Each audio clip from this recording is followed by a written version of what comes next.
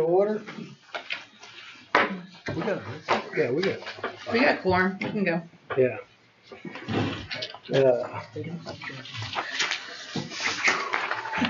First on the agenda is Cacao. 24-248. 248. That's right. That feel better?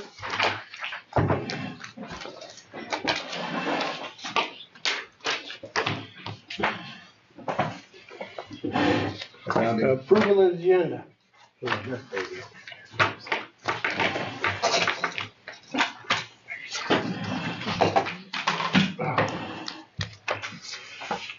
We have a motion for the approval agenda. We have a new agenda. Did everybody Oh, get yeah. back to that? We have an amended agenda. We added D from what was posted. I move that we approve the agenda, amended agenda as presented. No second. We have a motion to approve and a second to approve the agenda as presented. All those in favor? All opposed? 24-249 open forum.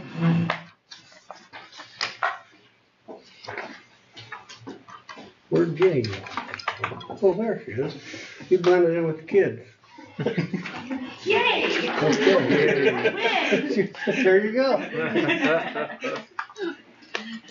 24-250, discussion action agenda, approval of the minutes of the April 15th meeting, 2024 regular meeting, April 25th special meeting, the May 6th special meeting, the May 13th special meeting, and the May 15th special meeting. I thought we had a lot of meetings. It was. Payment of claims, donations. We'll start off with item A, approval of the minutes of the previous meeting. Anybody see anything need to change? Mm-mm. Maybe we approve the amendments of the former meetings for the month of May. Can we do the whole thing at once? I think We we can just do did. it as, yes. The whole consent agenda? Well, if you want to open it up for discussion on claims and stuff, yeah. Yeah. I Then think we you can do need, it all at once, but it'd be easier just to do it separate at this point. I would think. Okay. it's fine. We've done it that way for a while.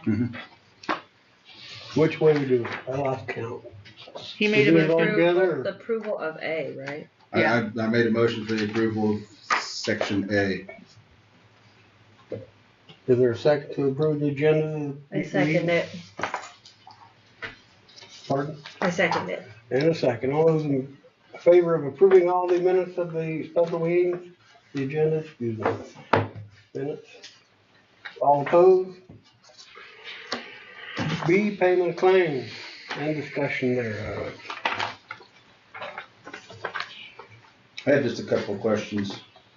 There's some stuff on here for pod storage and box modular and stuff. Is that all coming out of the insurance stuff? Yeah. It's all going with insurance? Okay.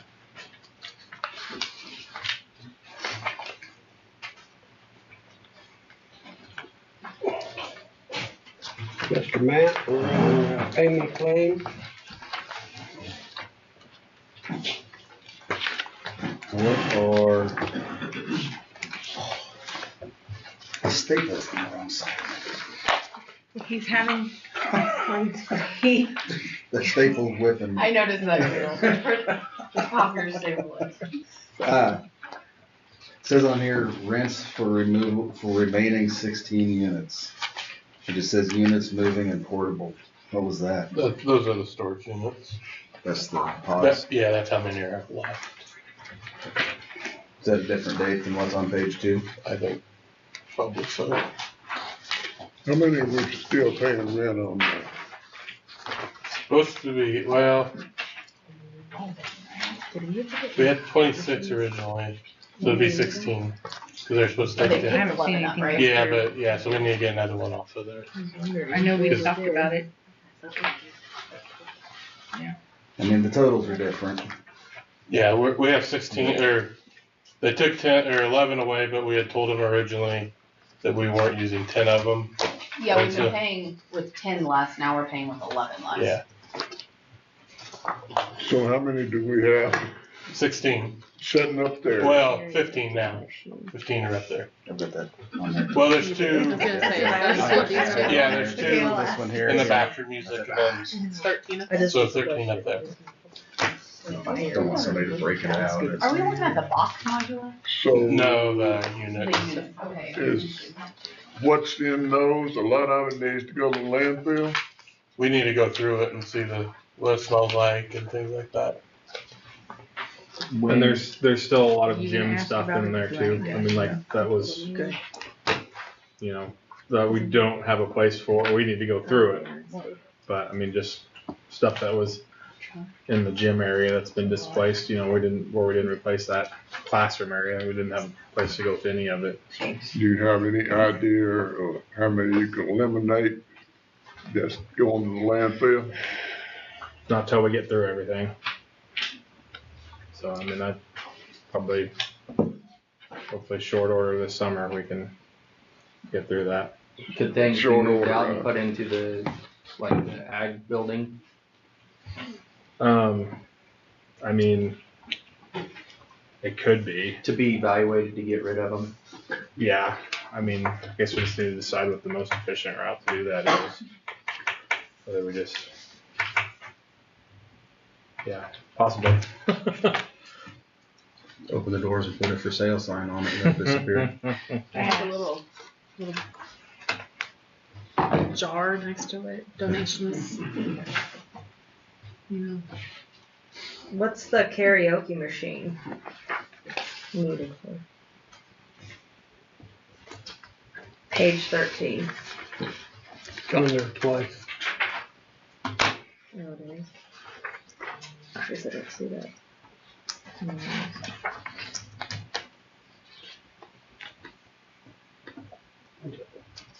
It was Says an the- item that Karaoke was machine, purchased fire by art from Atwood Cable Systems. Yeah. high school art teacher. Pardon? The what? It was purchased by the high school art teacher. A karaoke machine?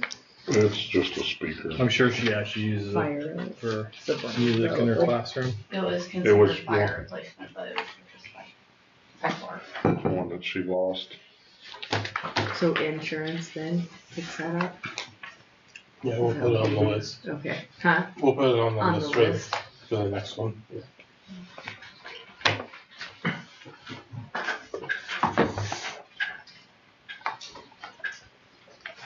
And how often are we, I guess this is a question for Chandler perhaps. How often are we replacing, you said we're replacing all these Chromebooks. Don't they come with chargers already? They come with chargers already, but it's more so for the kids who have lost their charger. We charge them $25 to get a replacement. We just finished through Ray's backstock that he had, so it's nice to have on hand. That way we're not constantly having to order. Sure. How that goes. 420. Pulls it out. What page is that? The first. Oh, the first page. It's on there twice.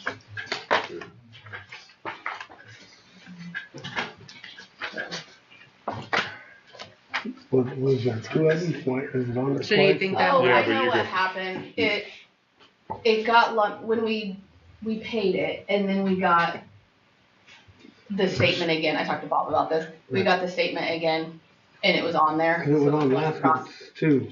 Yeah, but one of them's canceled. And you can see that on We're gonna send them another bill. on page 10, the top one, after date, it says date canceled.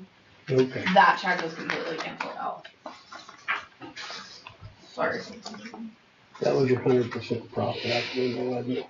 Yeah. And the Donkers and Atwood Cable. Got it. Got it. Leave it up to us. Confuse you.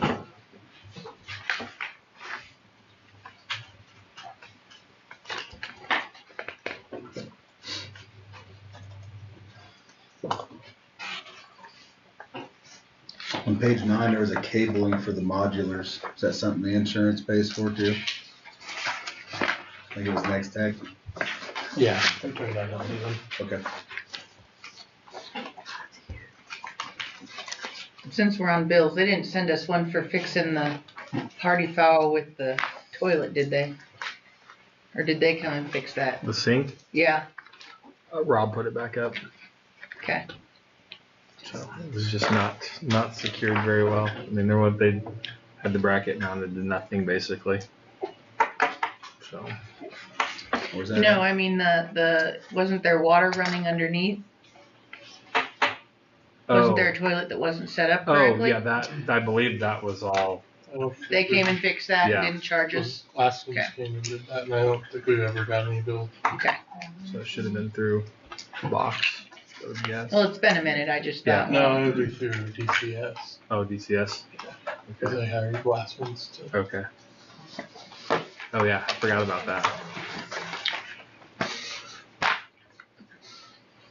Yeah, they missed hooking up one toilet altogether. So it was, We found out To pretty the fast. supply or to the other To end? the other end. Is now hooked up. it was a party foul. It happens. It precisely is. It indeed Yeah. did. It Good. does run downhill. Yeah, yeah. Questions? Any more questions? Matt, are you through yet? I'm good. You got here a little bit late. I'm good. Right here. No, Okay, you're fine. I'm Good. gonna put this over here. have a motion?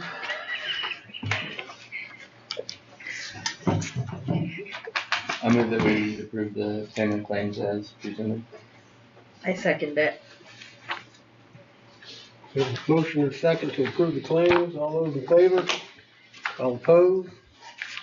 We'll move on. We can do the donations both together. Correct? Mhm. Except 3,100 for SharePoint Dream Big Education Foundation. I believe that was for trips for the kids. Yeah, short trips. Field trips. Okay, and accept a donation from the Masons, I believe is for the Title Family Night. $1,000 and 3,100 from SharePoint, excuse me.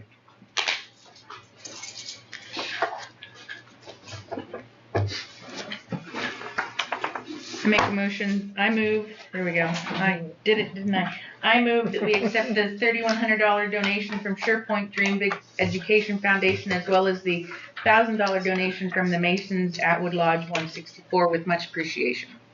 Sure. I second it. And a second, all those in favor, Nice try. opposed? And our heartfelt thank yous will go out. Okay. Move on to 24-251, new business, sixth graders participate in junior high athletics. Coach Dion. Thank you for allowing me to come speak tonight.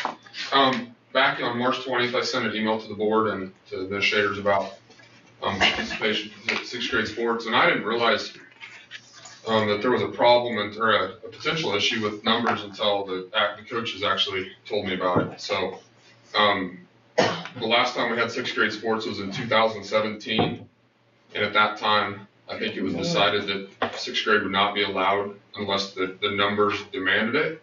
And I think at this point in time, with the current sixth grade or the current sixth grade of 15 students, there is definitely a need while they're in junior high to allow sixth graders to participate. So it would be the current fifth grade and the current fourth grade. If you look at these, I have up there that out of the 2023 basketball, so this is off the lap of rosters from this year. There was 9 girls and 8 boys participated. When I talked to the current sixth grade, there were 2 girls that said they were going to play and 5 boys. So I actually made a mistake at the bottom. It should have been 11 girls potentially play basketball and 13 boys, and then 12 girls would be out for volleyball. There are actually more girls that wanted to play volleyball than basketball. But when it comes to eligibility and injuries and all that stuff, it would be very difficult to field an A team and a B team with the current numbers. So, and when remembering back, like I said, this isn't something that we kind of want to do. Numbers are indicating that we kind of need to do this for our kids to be able to have participation numbers. So I did not go talk to the current fifth grade and the current fourth grade to see how many were interested, because when you ask that, every kid's going to raise their hand There's probably a pretty good number. So there was 28 in the current sixth grade. I'm sorry, current fifth grade, and 24 in the fourth grade. So There's 31 in current fifth grade. 31 and 24. Okay. So there's a chance we're gonna have quite a few sixth graders when they're at that time to be able to participate. Would probably bring those numbers up close to 20 or maybe more. But that's How many are in 7th grade, girls and boys? total numbers. Yeah, not 20? ones that have said, There are 28 girls and boys in the 7th grade. 28. In the 7th grade. 28 kids in the 7th grade. Do you want to broke out girls, boys? Yeah. If you have it. To do Do they that. have time for something to count that high? You might have to take your shoes off. 4, 5, 6, 7, 8, 9, 10, 11, 12 girls. So 12. 12 and 14. Alright, did I say 26? 12 and 16. 28, sorry, I thought I said 26. 12 and 16. And that's 7. Yes. And in the current sixth grade, there's 6 girls and 9 boys. Actually, we added a boy.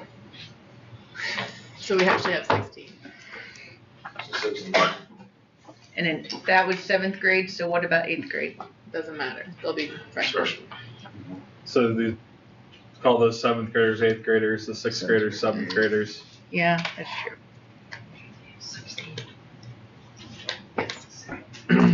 So 26 boys and 18 girls.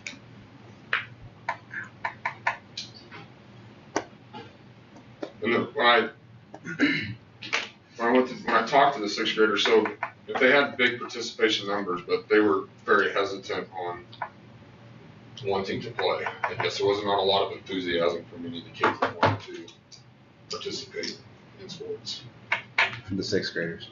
The current sixth grade, correct, yes. There's a couple that were gonna know, but the rest of them kind of hesitant.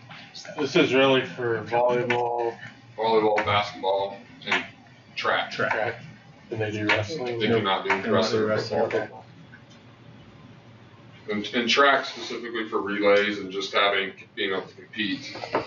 So the sixth grade participates with the 7th grade as combined to be able to just compete as a team, potentially in league and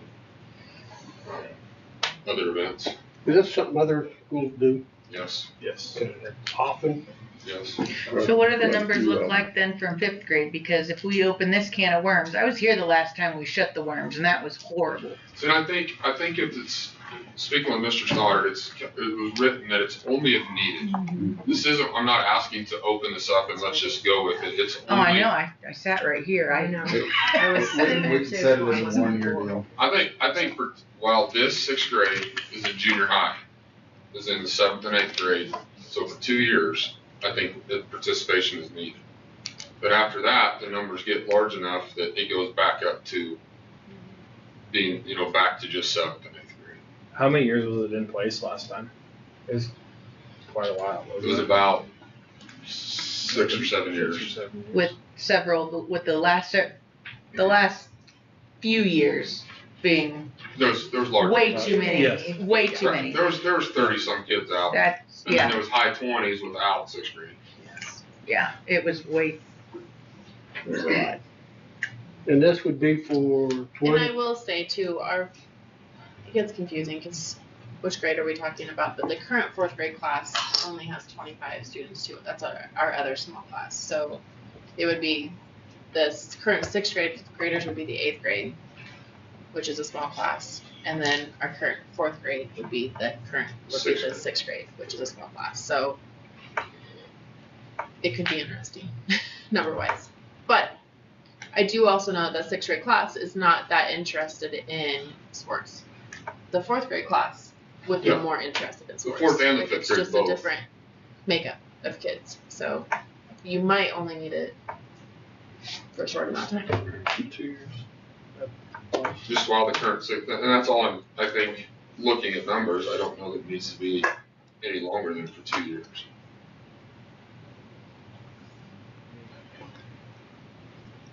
So I guess that's what I'm asking for is what, while current sixth graders are in seventh and eighth grade, the small classes there to allow sixth grade participation, just so that they can have an A and B team.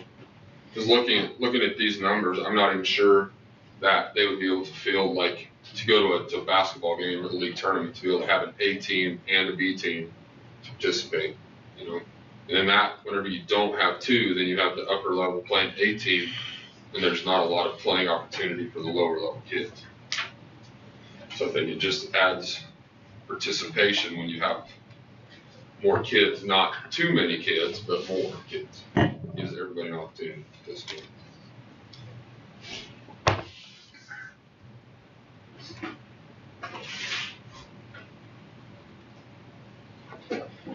So you're asking for 24, 25, 25, 26. 25, 26. Yeah.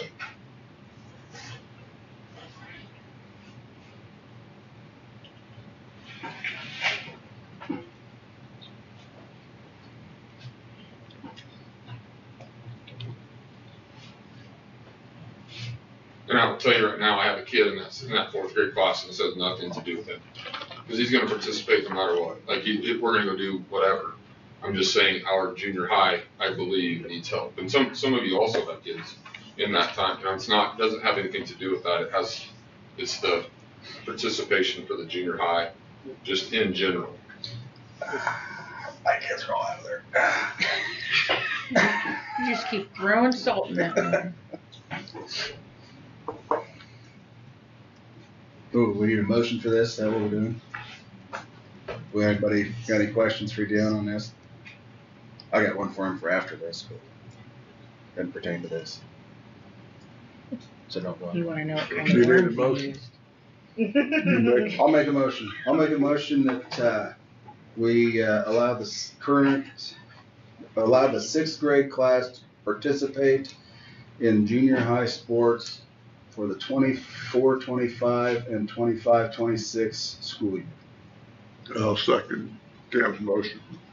We have a motion to allow the sixth grade to play 24, 25, 25, 26 school year in volleyball, basketball, and track.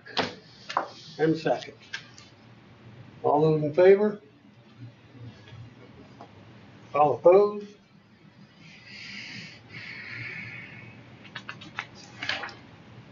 We shall move on. My Thank you, Dion. question, Dion, what excludes wrestling from that at the state level? Because I know it comes down from the state level on that one. Actually, the sixth grade is controlled by KSDE. Has nothing to do with Okay, Keisha. Keisha. Yeah. But they say it's the maturity as a contact muscle sport, basically. Just like football, they consider it a contact sport. Whereas even though you could go run people over in basketball, it's not considered. Without protection. I didn't see you play basketball. Okay, So, I figured it was something like that.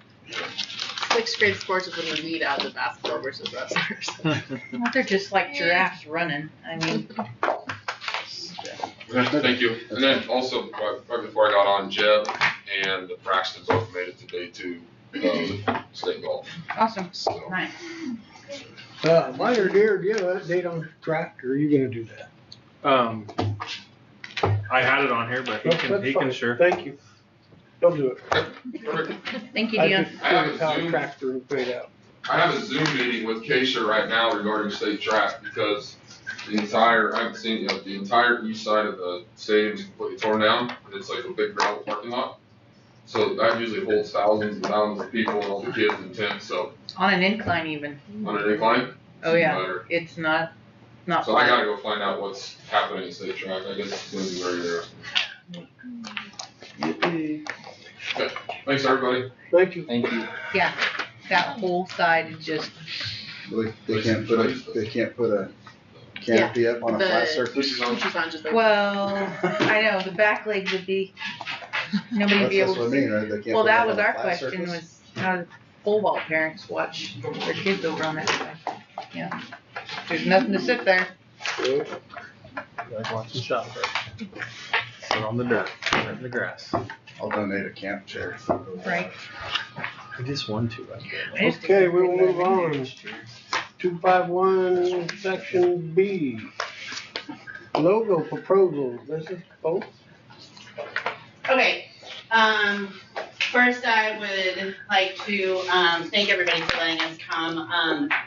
A little bit about graphic design, the class, we started doing fun little projects like this my first couple of years. If you come into town and seen the billboards, that was one of the first ones that my class did. That was a big community one, and they had all different kinds of people submit designs, and my class had 5 students, and we submitted the 5 designs, and out of them all they picked 2. So the ones that are going east-west are Jordan Fields, and the ones going north-south is, I cannot think of her name, but she was related to Erickson's. She lived out there on the farm for just a short period of time, but I cannot think of her name right now. And so we did the billboards, and then just a couple of years ago, CC's School Bot, the library contacted us and asked us if we would be willing to do logos for the new library.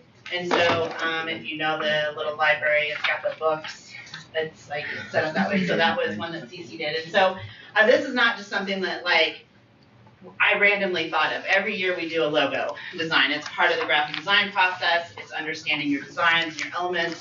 It teaches them the gambit all the way through, because they know the first step to graphic design is not getting to the computer. It's sketches, and I really run them hard through the actual process. You're all looking at me, but they hated me when and a big thing for me in sketching is that you never erase. And so it's just teaching them the understanding of what graphic design is and how to make it look good. So this year when we started with thinking about, we've done fun ones like I did one year where you could do a zoo. So they had to do like a zoo. We've done all different kinds throughout the year, or each year. And so this year we just threw out the idea of what if we did a logo for the school. We're not saying that this has to be done. So I want to make sure that Mr. Stoddard doesn't have an issue from school board members. This was our idea. We asked for permission to go ahead and just do it for the fun of it and see if we could come up with some cool ideas. And it was great to teach them the process of coming up with professional logos, presenting it, getting feedback. And I think 2 of them really had to do the feedback, and they really had to take it because it was hard criticism. And they took it and they changed it and then represented. And so we had, I think, 10 logos. Is that about right? 8 or 9 logos we threw out from all the different students, and they narrowed it down to 3. One student can't be here, and so I'm going to present for them. But these are just our ideas. And the cool thing about these is these are all ours, except for one, which I'll explain that. But these are designed in a program that is vector, which means that we can blow it up as big as we want. We can make it as small as we want. We can change colors. We can constantly adjust it because it's built in Illustrator, which is the Adobe program that you do vector designs in. So we have the capability to have everything in our hands and not trying to research. The other thing that kind of did this logo and why we were excited about it is we don't have a unified logo. We have like random buffalo. If you think about the high school, there's like the old school buffalo, then there's the icon, the Braden Leitner buffalo, because he's got the fluffy hair like Braden, and it was done by Kathy Leitner. So I call it the Braden Leitner logo. We have the old Power Buff, which was the Buffalo Bills logo. You have the hockey team, the NHL hockey team, the Power Buff. That's actually a registered logo, which I'll talk about, or copyrighted logo. And so we don't have a unified school district public school system logo. And so that's one thing Mr. Stoddard said that was unusual, that most schools have a unified logo that can be used across the board. So that's why we kind of went with it and did it. And so we'll let them present, and then I'm going to support them at the same time because they're really nervous. And Tammy's first. Okay, I created a Buffalo logo, and I decided that I like old school and what we go with. I'm a fan of the Power Buff. I know some people are kind of controversial about it. Some people like it. Some people really hate it.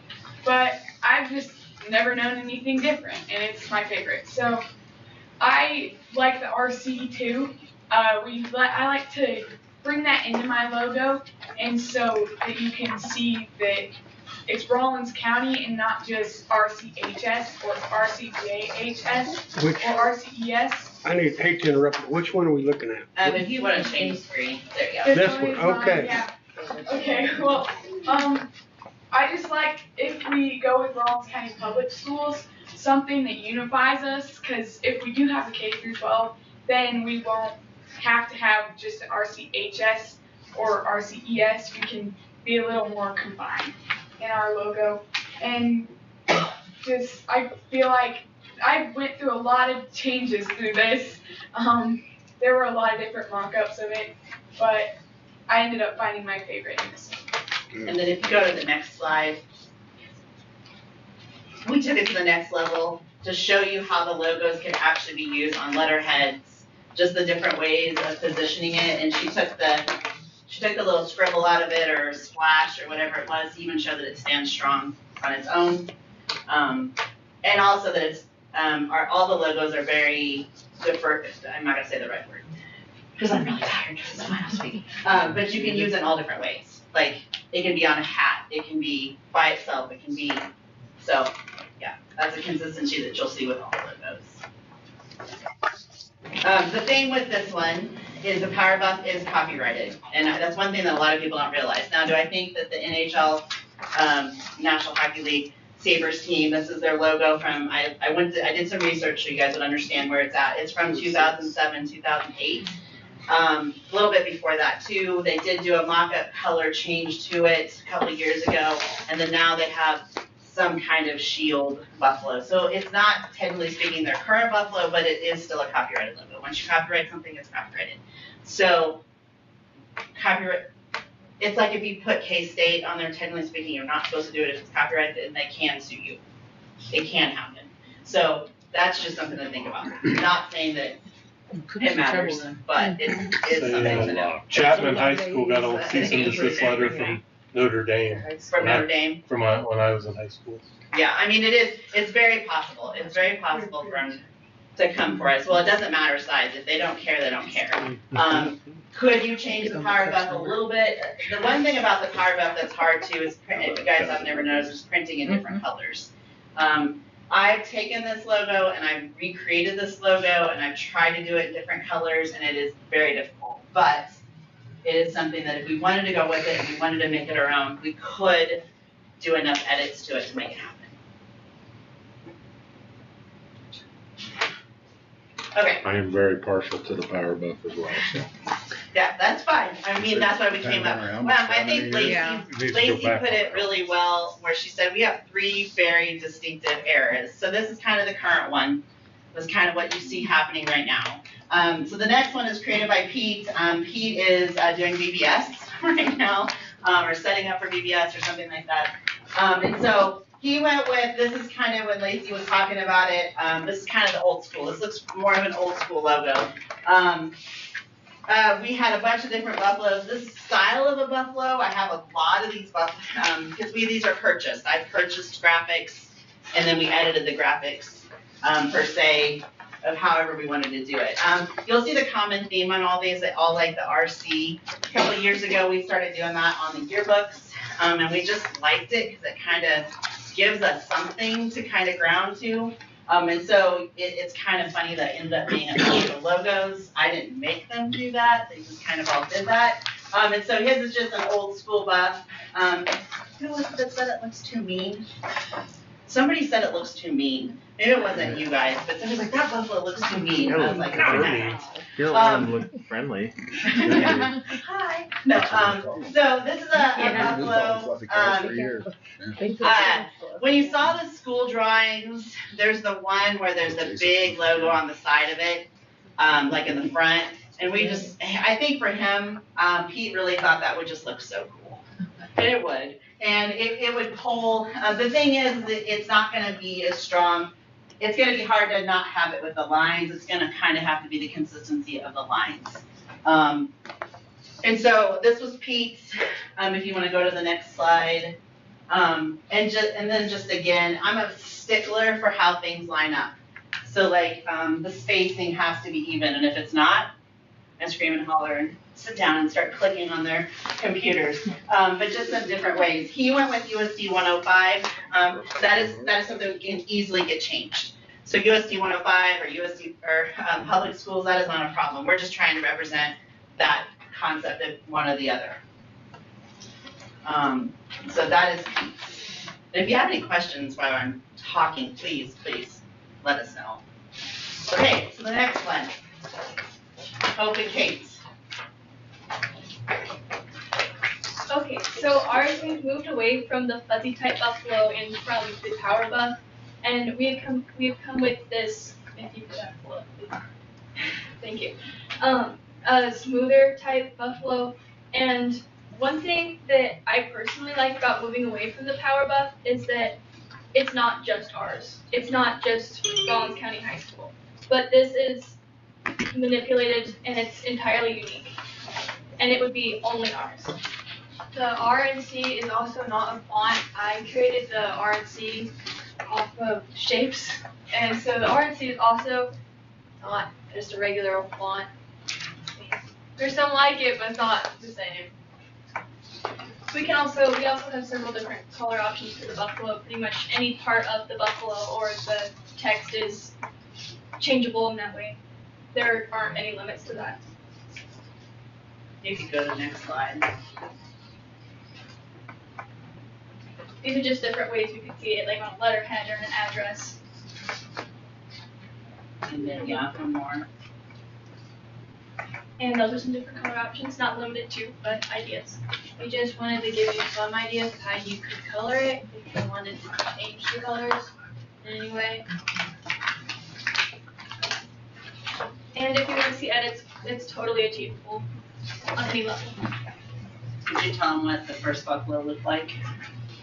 Well, the first buffalo originally had a more sharp color and was leaning down more. And I think that we had gotten the criticism that it looked very sad. So we moved a lot of points and we curved the shoulder and brought the head up. And I think now we're looking more strong.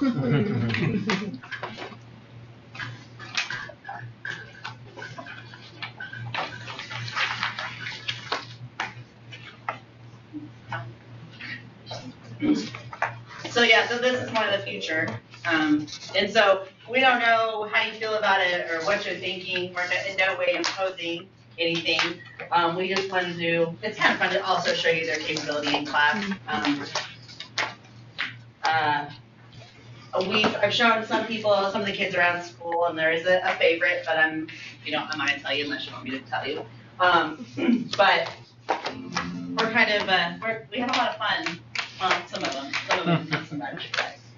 Did you say there was a favorite? I have asked a few kids, and I'm getting the same response. What's their? I would be interested. This one. This one? Mm-hmm. This one. The Power Buff is, like Sammy said, it's been us for so long. But, well, it actually hasn't. We talked about this. How long has it been the Power Buff? I'm gonna guess, was it in high school? Yeah. Right about that time, probably 98, 99 would be my guess. Yeah, somewhere there. I think it. It was around when maybe- Lankus was in, wasn't it? What's that? It was when Lankus was. Yeah. Yeah, I would say it was maybe a little before that. I want to say it, yeah, because I'm pretty sure that's probably your junior high-ish. Okay. Well, and then McCook, that's what McCook uses, and there's also somebody in Hayes. TMP uses it, it's the exact same thing. And so the Power Buff is used at other schools, it's not us. And so, the other two, not that Sammy's logo is not good, don't get me wrong. Sammy knows I sat with her and yelled at her, made her fix her little splash a lot. They're all solid. I think with the thought we had as a class was that in the situation that we're at, we can start new and we can become who, we can brand ourselves and become the school we want to be. And not that we're not great now, but we're in the situation we're in. So, and like I said, it's not anything anybody has to decide on. If anything, you can see the SMI classes actually do something. And we do use the computers a lot. We kind of beat the crap out of them, to be quite honest.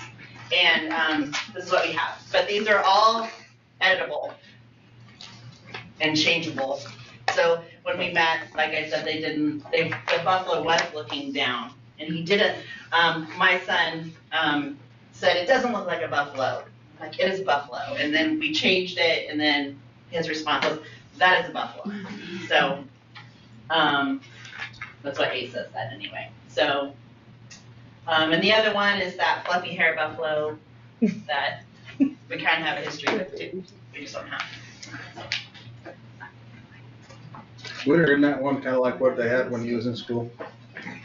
The one she's calling the fluffy haired one? Yeah, Isn't that kind of like what you had in the 70s? yeah.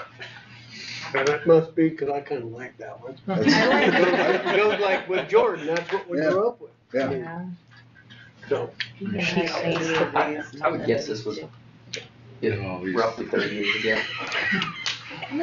But that's kind of the fun part is like, what we use now, kind of historical, and then a future version. Home right there when you started adding it up. You're like, wait a minute. Yeah, that's fluffy hair buffalo. This was done by Kathy Leitner. This is what's in the commons on the wall. It's also in the auditorium, it was, or is, or That would whatever. have been. This in the middle of the auditorium. The current buffalo on the new floor in the gym is the original buffalo. It's the one where it's standing there. You know what I'm talking about? That red one that's on like, they used to be on the sports. These are what sports or what days or whatever. see, and I don't remember seeing that one. That's not that old, yeah. That No, one's. it's, I think maybe 6 years. Mm, When did she quit? But I mean, Or I've when been did she around retire? school a lot, and I don't remember seeing that. well, it's on the auditorium floor. It was brand new when they put it on the And it's auditorium on floor. the wall in And the, Kathy painted it on the commons, and then we put it on the outside of the commons. yeah, it's on the outside of the common. Just haven't paid attention, I guess. It's been on some track stuff, because Mrs. A really liked Buy it. it on your way home. I do. Chuck does not like it. He likes, we use the power buff this year. And a lot of the kids were like, why did we put the power buff? I mean, it's a tough, I think the Yeah. power buff's on that t-shirt. It's just a variety of buffaloes. So. Terry, Terry, you stand up and walk Stand up over and against cuddle the- it there. I designed that shirt, so I remember that it had to be a power buff. Empty the room. Do you have any questions or anything for any of us? 9/7 was the Thank last you year. for coming. Thank you for Good idea. Anybody got demonstrating. anything for the kids, or, I like the idea of doing that. Good job. it'd be tough to pick one out. It would be. Well, thank you for listening. Yes, thank you. Yeah, Did you all pass? These finals, right? Did you get extra This was the points? final grade, They all right? should get extra points for. It'll be a long summer if you didn't. I do think they should get extra credit for coming up and bringing them to the board. That takes a lot. Well, and it's part of the process, and I've never had the opportunity to take it this far. Like, this is what it's like to go in front of, you're being way nicer. Like, usually when you go to these things, you get, why would you pick that color? It would be interesting to see if you guys could take it to the public and see what the public says. You know, our original colors were red and white. What? The original colors were red and white, if you want to talk about the colors. I mean, we could. I mean, it just, you can't really put I a do white talk buffalo. about colors. So there's a I got couple things to think about. If you wanted to move forward with the idea, how do you do it? Do you open it up to the public? We actually had this conversation in class. Or was it just you and I that? Or maybe we did. We talked about, opening up to the public, in all honesty, is very difficult. As a graphic designer that's done it for years, even in the professional field, if you give them 3, it will become madness. It will. Not saying you can't do that, then you narrow it down to 2, and then you do another vote. You can narrow it down that way. You can leave it to just the school, and you can let the school as a whole vote. Little kids always have some of the funniest opinions, but honestly, little kids are bluntly honest. They don't care what you think. And so there's different ways you can do it. I will say that if anybody pushes scrutiny, you can say we do not have a unified logo. If you look on the letterhead of our high school, that it uses for everything, it's the school. It is, and we won't have that anymore. And so it's starting fresh, it's starting over, it's coming up with something, and so that's what it is. I don't know what the letterhead of the grade school is. I don't know. There's no picture on it, I just used it. It's just words. Just words, yeah. And I would It's very be, sad. I would Picture. say that if this is something we decide to do, all of the design materials that are needed for the school can come through my class. That's my point of having a TA, that's the point of graphic design class, is to become your marketing company per se. And the goal of Mr. Sampson and I, can't call you Sampson, this is official, Mr. Sampson and I have had conversations about growing my class in the future to be able to, I mean, if you look around, we have schools that actually have a print shop. Okay, kind of need the space.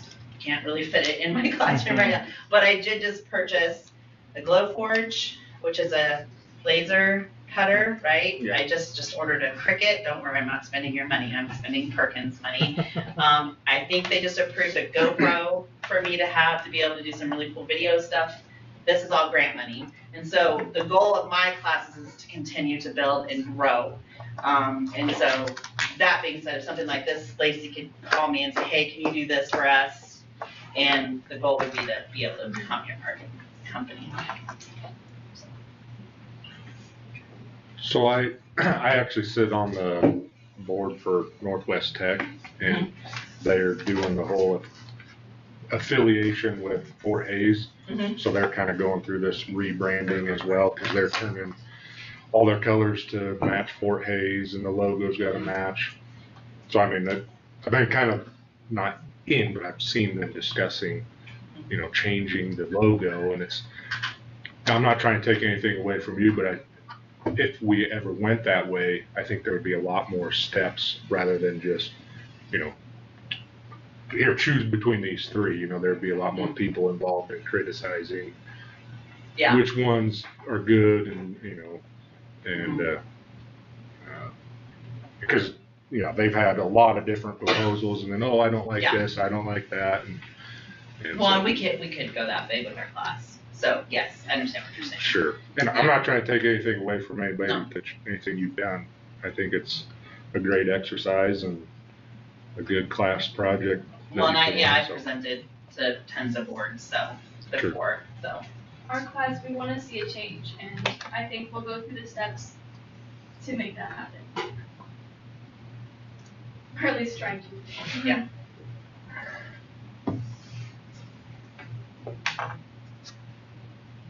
Fair enough. Thank you very much. Anything else? Thank you. Thank you. Thank you, guys. Later. You don't have to wait. Later. Kind of torn.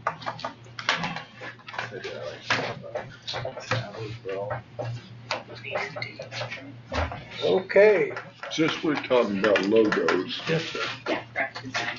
why on the programs for the different athletics, sometimes we're listed as Atwood Rawlins County, and other times we're listed as Rawlins County. There's no uniformity, or I've often wondered that. I just thought it was. It might depend on how the coach sends it in to That's the whoever is Who printing. sets it up would be the coach, I think. I know the coach has to send in the lineup to places, and they might write Atwood Rawlins County on it, or they might just write Rawlins County on it. Right. Is that, whoever the I would think it would venues fall, are? I think it would fall under something Dion would need to. There's also, if it's like a league deal, there's a league drive they'll pull our rosters and stuff off of, but I don't know what we're at. I think on a lot of the league stuff we're in there is Atwood Rawlins County.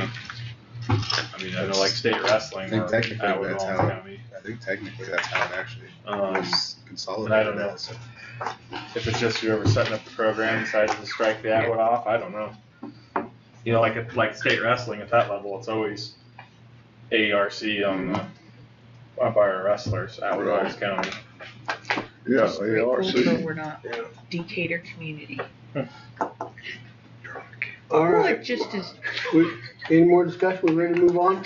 I'm, we'll go to C, power announcement replacement. Chandler? So we got notified from our power announcement company called Swift Reach or Swift K-12, whatever. They have an identity crisis, I swear. Yeah. Can't decide who they want to be. We got the unfortunate news that they are discontinuing the education market, and so that's who we use for all of our lovely power announcements for United States dollars. Yeah. United States dollars, 105. United States dollars. So with that, they are officially discontinuing that, and it's going offline starting in June, which means it's been crazy to find replacements. So we kind of found, I'd say, at least 3 companies to go through. We've had trials of 2 of them so far, or demos of 2 of them so far. I have that one this Thursday, actually. One of the things that I kind of wanted to see is right now, for us to send out the power announcement or get the word out, it's very cumbersome.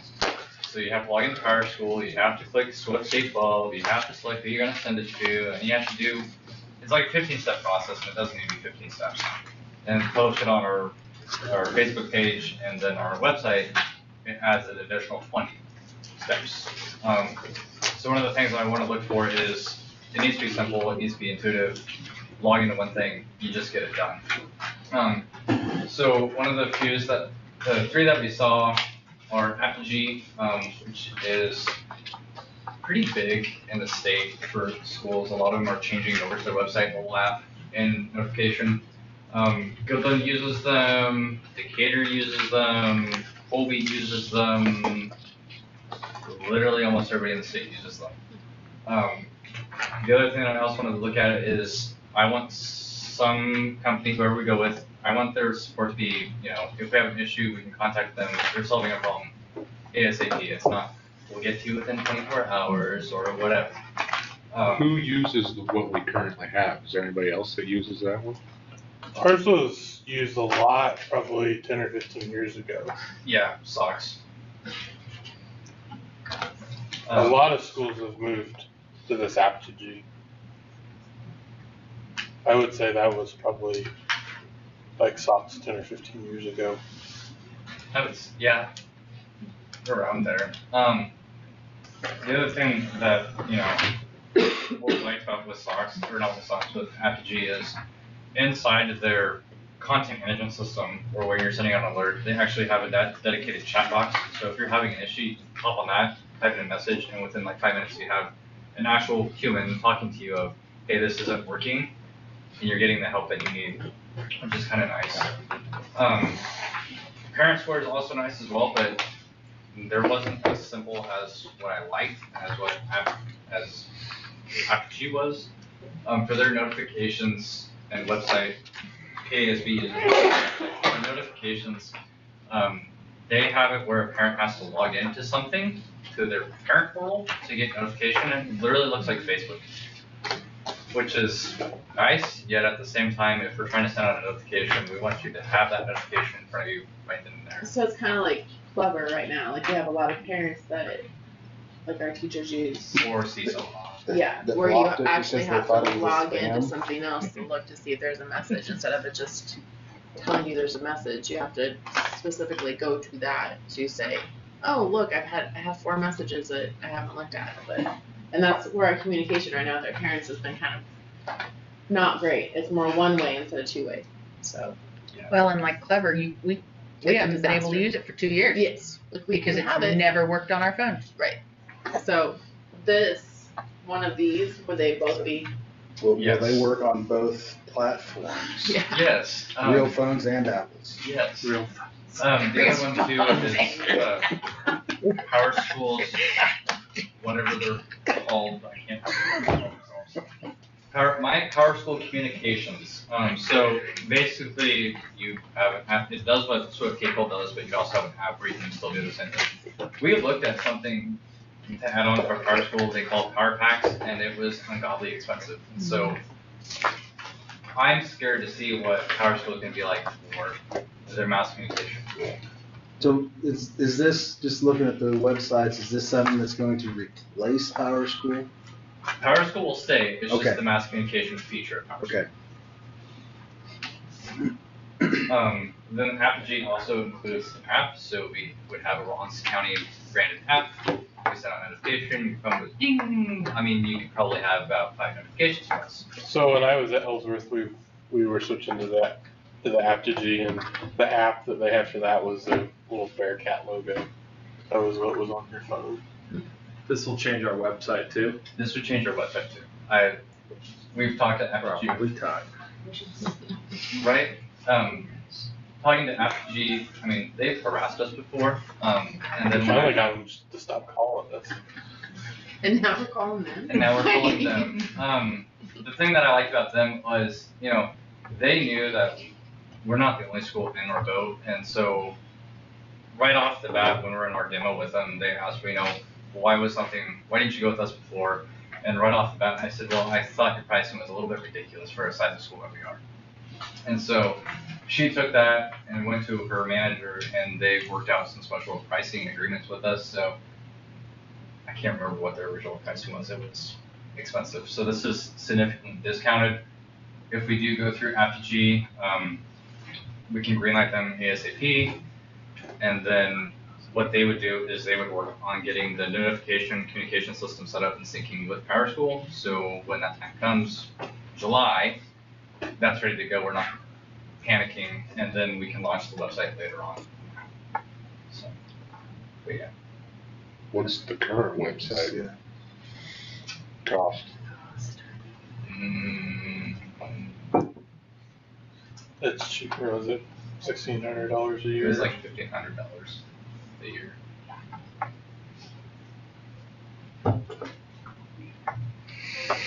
How much is the current power message thing?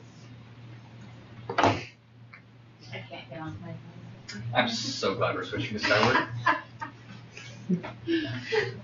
These great questions. You need to call the tech guy. I need to walk to my computer and turn it off on my computer so I can turn it on my laptop. Here,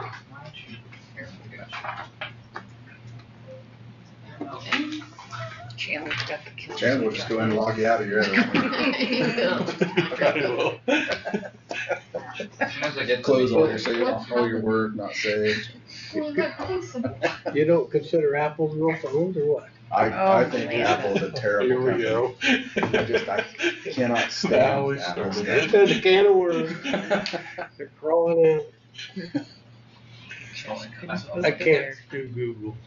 For some reason, my mind does not function Google. I can't do it. I haven't, when they got rid of Macintosh years ago, the first Mac, Apple just went to hell. I sit at home at night and cuss all night long with my Google. Let's do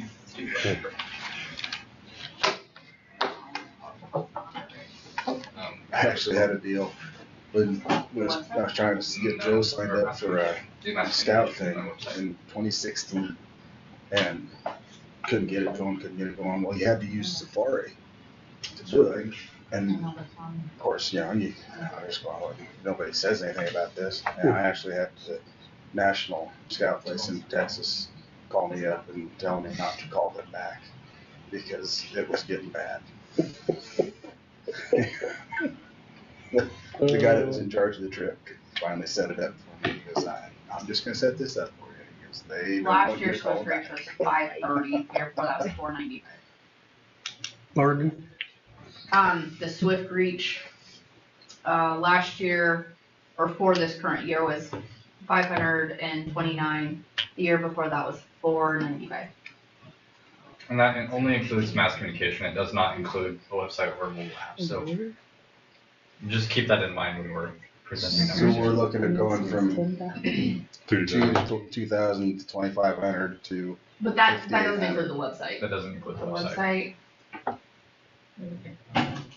I thought he said the website was 1,500 or something. Yeah, it'd go from like 2,000 to Just type this on. 5,800. Fill it in. Wish Nikes.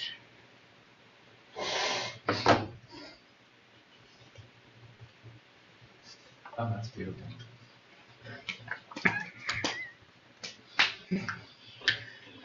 Chandler, correct me if I'm wrong, but Apogee does allow you to, like, set it up to where teachers can just message their class. Yes. We could do it like sports. Yeah, we can even Just have message like, you know, teams. That'd be at least better than the Talks about what we talked last week. little Whatever. kids in one class, so you gotta put this app on, and then they move to the next class, if you wanna. and the teacher doesn't like that, so they. The what? The website license is $1,150. Well, and it goes to coaches. Yeah. Only communicating through this. Which takes away the concern of parents needing to have Facebook and Snapchat and all those things. And so anyways, what FG has is they have what's called a live feed. And so anyways, we could give access to literally every teacher, every coach, GO and whoever, and they can put up here like what's going on for their, you know, what their class is doing, what their sports activity is doing, what's going on in the school. And it shows up here and then also shows up in the app. So there's constantly stuff going on there. And Are there any negatives? I have yet to hear any negatives on Apogee. So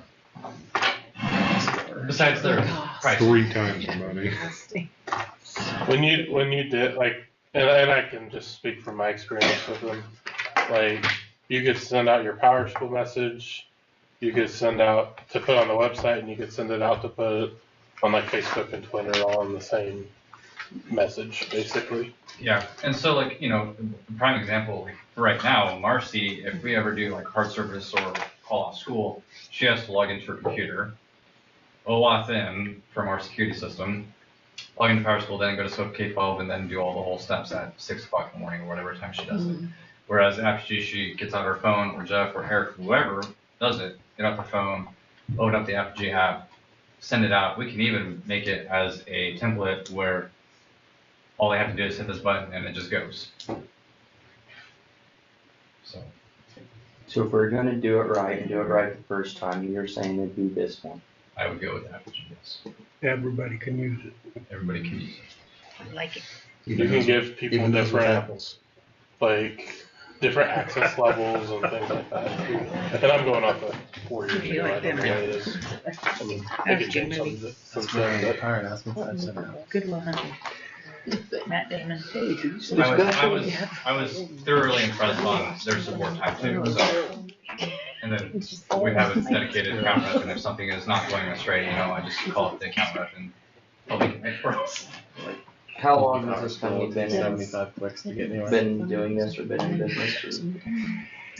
I think it's a relatively newer company. I mean, They're not gonna It's discontinue it in a year, are they? No. Oh, there I it don't is. think so. Right. It's a legitimate question. Yes. What was it? They're not gonna discontinue it in I a don't- year or I two. think they've got a lot of schools on the multiple states. They're based out of Little Rock, Arkansas, I think. They started in 14. 2013 and they launched officially in 2015. So, Very wide. oh. They've sent us, how much stuff did they send us? They send us stuff all the time. I Yeah, recently they got, call like, us about once a month. it was about once a So week we there could for a ask while. her. You good, sir? Swag, some Question? sort of Oh, yeah.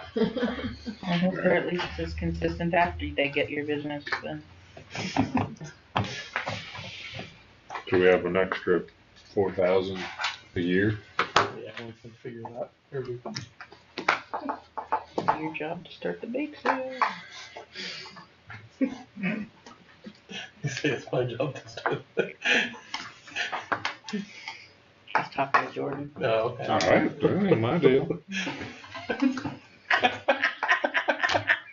JT's not out here. Chandler, Chandler's gonna. somebody. We'll do a mass technology sale at some point. There you go. Anything else? Questions? Is there any reason not to prove it or to go with them when it comes So- to budget purposes? Do we need to go through everything, make sure? I mean, we'll talk later. I mean, we're not getting a huge increase this year, like on the budget. I don't know that it's that hard to come up with a difference. I mean, we can also we can wait and see what this My Power School is, go through the thing with that, and come back next month. We would just have a month or two where we'd only be able to we wouldn't be able to send out like special meeting messages on the Power message. Cause it goes to everybody all the time. Yeah, well, because I think the other one, it's like June 1st or June 4th. It's like the first part of June that it sunsets out, so.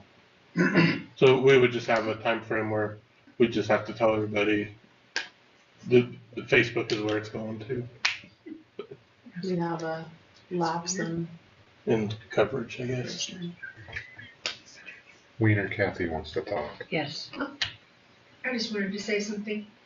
I think communication is everything. When you're doing things and, communication, it's what we're all doing. And lack of communication can kill something really quickly. So I just think it's really important. It sounds like an incredible program. It's only going to be useful as long as everybody uses it. And like on the live feed, you're gonna have to make sure your staff and everybody is clicking the buttons and really putting things on there. Yeah, and there's the Apogee websites that are schools you can tell don't do a lot with it, and it is what it is. There's also other schools that put some time and effort into it. And, I think ours is updated pretty well for the most part with what we have going on, and I don't see that changing with whatever website we go with. And that would be that's why I keep bringing up the money. Are you gonna get the value out of spending that extra money? Is that value there, or is you just gonna do the same thing you're doing, but we you just got don't more get a benefits? choice to use Power Announcer anymore, so we're gonna have to adopt something. Right. And this does support. But the surely whole- there's other people out there using something else that's cheaper as well. Not everybody's using this Apogee. The adoption rate for Apogee in the States is pretty high compared to others. The listserv for technology directors was popping off, and Apogee was one of the ones that kept on showing up. I know like a few other ones attended the webinar that Power School hosted. I wasn't able to join on because that's other stuff going on, and it did not sound like it was well liked or well received, just because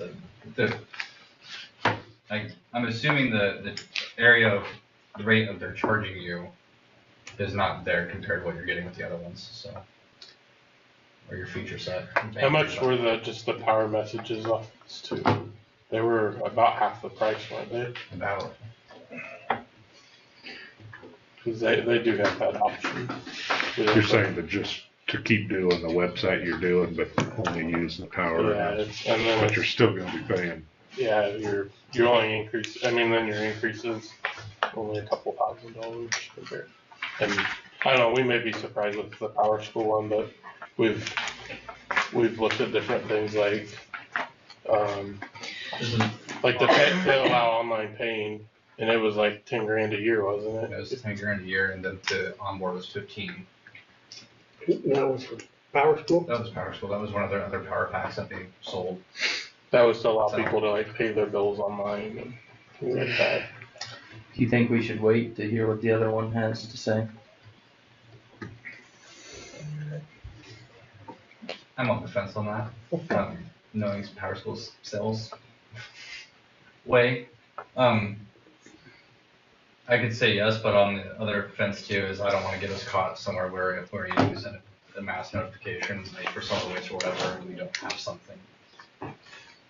Is there any reason that once it comes in, we couldn't tag this on or add it to the agenda on a special meeting? Yeah, we can add it.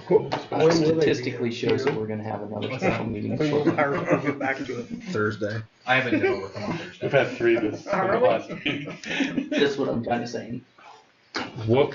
Let's just have one for this. Why not? I'll make sure to send out a power announcement in my voice and encourage everybody to come out. Maybe you already covered this, but that Power Square is just a little bit more. What's the negatives about it? Is it the negatives better? that I saw is it's kind of like, Seesaw or Clever. If you have a message, you have to log into it, and so it's nice in a way, but at the same time, when we're trying to communicate, we want you to see the message. We don't want to have you log back in. I mean, Like a snow day. Yeah, like a snow day. I have to log in and get my email. I'm just saying that spending that little bit more money for the next one doesn't gain you anything. No. So what you're wanting. It looks nice because they literally make it look like Facebook. I think they call it like their town square or whatever. So, your teachers could go in and post something, and, if you have the fourth grader, for example, you would see the fourth grade classes information or whatever, so. I do think though, if we are gonna choose something different, I think it does need to have some aspect of being able to use it through sports, through all of that, cause the more we talk about this, everybody seems to be, and maybe I'm incorrect and I don't wanna speak for anybody else, but getting these cell phones out of these kids' hands and get them off the Facebook and the Snapchat and the TikTok and all of that stuff, and you gotta put the in front of it, otherwise it totally mortifies the kids. You gotta the None of the Facebook. kids use the Facebook. The currently? Facebook, yes. That's for old people. That is for old people. The Facebook, it's the book of faces. That's what it was called originally. The Mhm. Facebook. Mhm. When it came out. Yeah. You're old. You're old. Does the estimated transition timeline, are you comfortable with that? I'm comfortable with that. I was reassured by Apogee that, if we do greenlight them, we would have an onboard call literally within an hour or whatever. I can't remember what she said during my phone call this morning with her. So they've got 24-hour service. Literally. And then she would tell the development team of, hey, they were with Swift Reach or Swift K-12, whatever the right branding is, and get us going so we could have notifications set up and going and rolling. And then they would build out the website app later on for us. So we could have a launch for those. So That was about 2 months, right? that was about 2 months. I mean, it sounds like you've got your heart set on this one, so I'm gonna ask I'm you not about sure that my too. waiting is gonna. Yeah, I'm like. Would you anticipate that it would relieve any extra pressure or anything on the IT department? Yes. Because right now to go and edit our website is a bear. Like 20% increase in 30%, 50%? Better, more better? Yes, I just said that. More better. More better. Done did a good job there, Matt. I deliberately said that. Like a 30%. I would say around there, yeah. Okay. Will you be doing the training session? Yes, they would train me, and then I would be the meanie head, and anybody who, Melissa, Rebecca, and maybe even the principals. I was gonna say, when I did it, they had somebody on Zoom that they came on. It indicates a 2-week period of time. So how many people would you have to train? I would say, those who touch the website regularly or send out announcements, they're in there with me, getting actively trained, and then, the other live feed things, we can cover it in N-Service pretty easily with all the other features of like, all right, well, it's time to go open up your Apogee. We're gonna post on the live feed. It sounds like Take a they selfie. provide a fair amount for you and for the power users and for the casual. Tim's over there dying, I love it.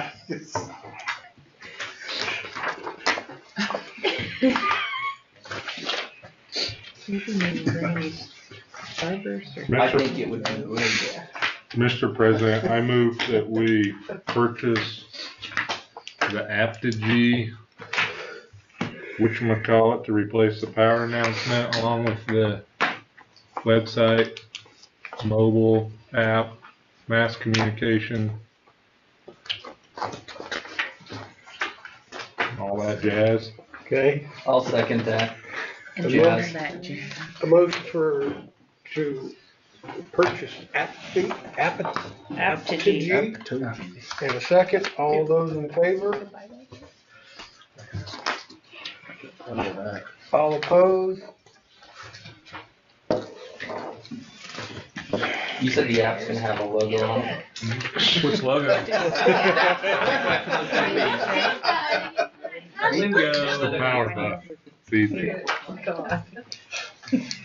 I might be able to change it once a month. Who knows? Okay, that's the spirit. Rotate them through. It's the power buff. Everybody will need to be needing to do an update every month. Yeah. There you I go. might even Put have it on a 10-minute rotation. where you pick which one you want. You could do them like Don't too many seasons. choices. You could have a Christmas buff. Did I say it's the power buff? I want a Christmas buff. I want lights blinking on it. That's a good one. Halloween buff. Well, right now, the Mac, they have a graduation buff on their buff right now. A little hat on. We say sarcasm, but it's does. it's a thing. All right, if we're ready, we'll move on to 252. Action Administrator Reports. Oh, No, we got What do we got? Missed one. That's a D. Oh, Exactly. for that, the monitoring proposal, excuse me, D. You wanna disconnect, you can Is that? after that. Oh, yeah. My bad. I marked the wrong one.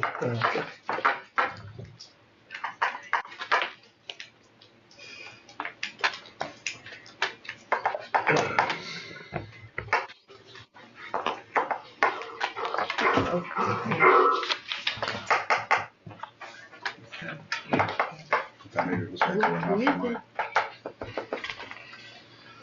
He was super jack. Yeah. Yeah. Should be able to hear you and teach me how to hear him. Where? You, in the center. Yeah. Yes. Sure. What?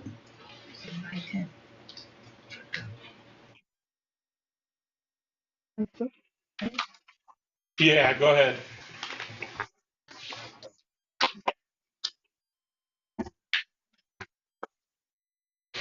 We have that approved with Spiritas. This next part is the third-party monitoring that goes right along with the demo. So we reached out for bid. We got two bidders, one from Terracon and the other from SCS Engineers. We did reach out to two others, one being Paradigm, and then the other being ISI. Paradigm said they did not have the time, so they did not submit a bid. And then ISI never returned a bid to us.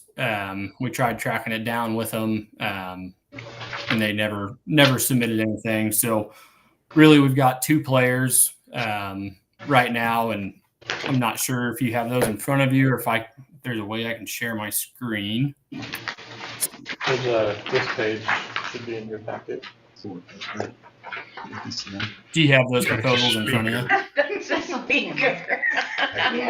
Yeah. Okay.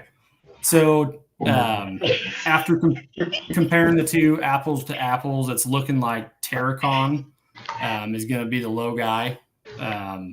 If you can see, I did include a breakdown of the two, because if you just look at the two proposals side by side to each other, Terracon bid off of 30 calendar days, or proposed off 30 calendar days, and SCS proposed off of 30 working days. So that Excel spreadsheet is getting them down to 20 working days each. So that's kind of comparing their cost apples to apples. So they're looking at the same information. Terracon, they, like I said, they are the low guy. They are 36,500 per 20 days. And then once you kind of level out SCS Engineers, their proposal, I believe, said 78,000. But if you break that down to per working day, to get down to 20 working days, that puts them around 53,000. So Terracon is by far cheaper. This would be Terracon out of the Wichita office, and then SCS is out of Overland Park, I believe. So a little bit further. But they both providing the same service for this demolition. So basically, They would provide the demo oversight, ensuring the wet demo, due to the hazardous conditions with the asbestos, is being followed. What else is there? They'll monitor for anything visual while they're on site, making sure there's no risks being let outside of the boundary to the public, and then making sure it's exposed of in the correct manner, keeping everybody out of trouble. This does come with air monitoring, so they would have 4 sampling stations around the site, so basically cover 4 different wind directions. They'd be checking those throughout the day, running, I think, a total of 5 samples a day. And this is, like I said, just baseline. So as long as they don't have any high readings, they shouldn't have to do any additional testing. But if they have to do any additional, there's a chart. So I believe it's on page 4 that basically shows if you have to run a soil sample or a water sample, any additional air sampling, it just basically breaks down their costs that they're locked into. But they would do that air monitoring and have the capability of doing additional testing throughout the entire process of demolition. Not only keeping the job site safe, but also making sure it's not being emitted out into the Rawlins County or Atwood community. And then kind of once construction's or demolition's winding down, do a final site walk, do a visual walk, making sure they're not seeing anything before they turn the site over for full construction. And then once they do that, they would be putting together a report. Basically, that report would go through all of their findings, descriptions, and test results of all their samples throughout the process. And then they essentially send that through to us and you guys, and then that ensures that if anything ever comes back, basically you have that report in your hand stating, hey, we followed every necessary step per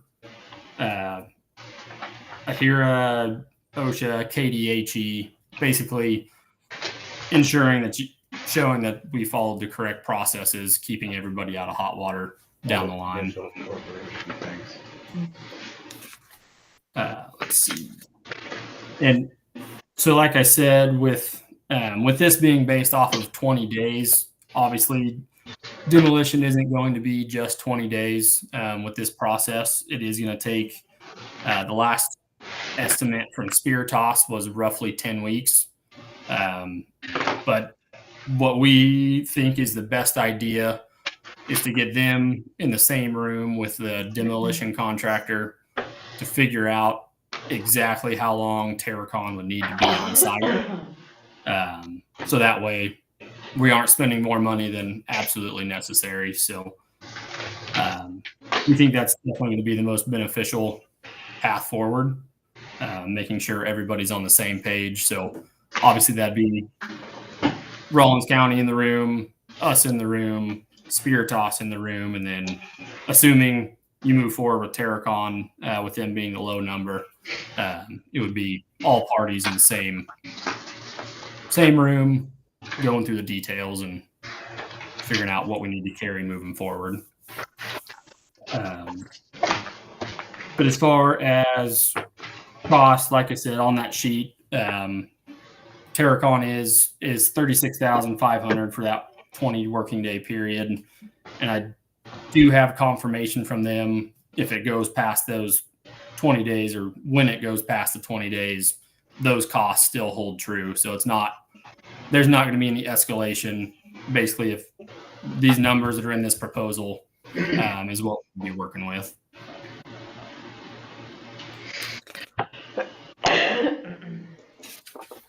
Other than that, are there any specific questions on the third-party monitoring or ACM monitoring portion? So these guys are needed only for the demo? Correct. has your company previously worked with either of these guys? I personally, I would have to check with SCS engineers, but we work with Terracon almost,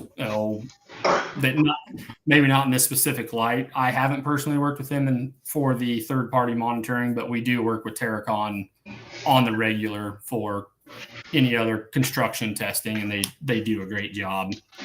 They're always very detailed and timely with pretty much everything they do.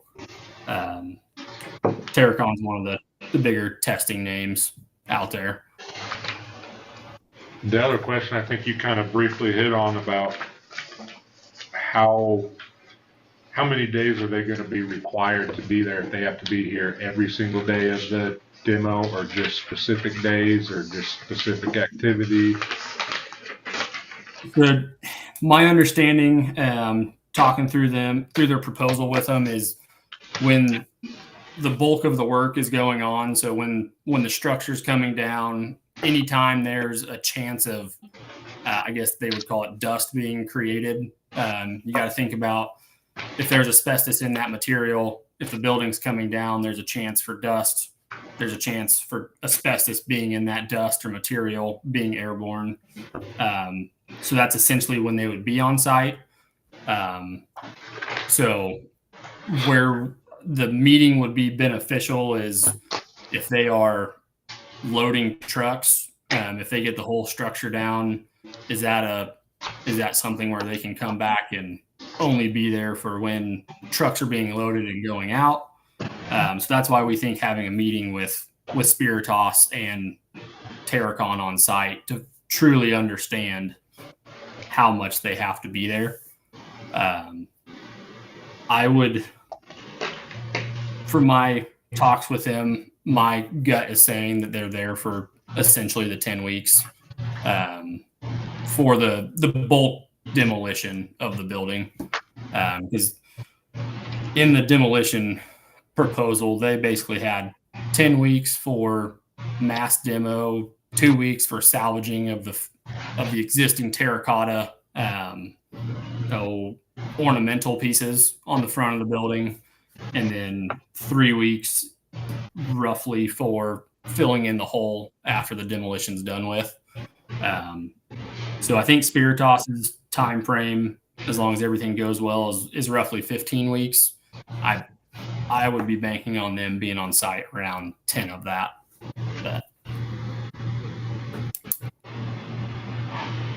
So what would that cost be for 10 weeks?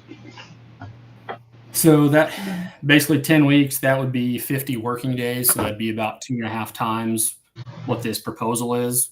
So that, in my rough numbers, what would that be? Right around $90,000.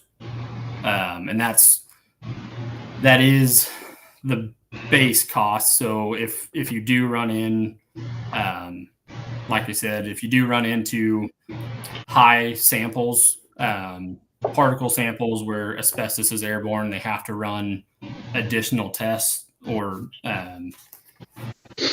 then that's where that chart on page 4 of their proposal would come in to play.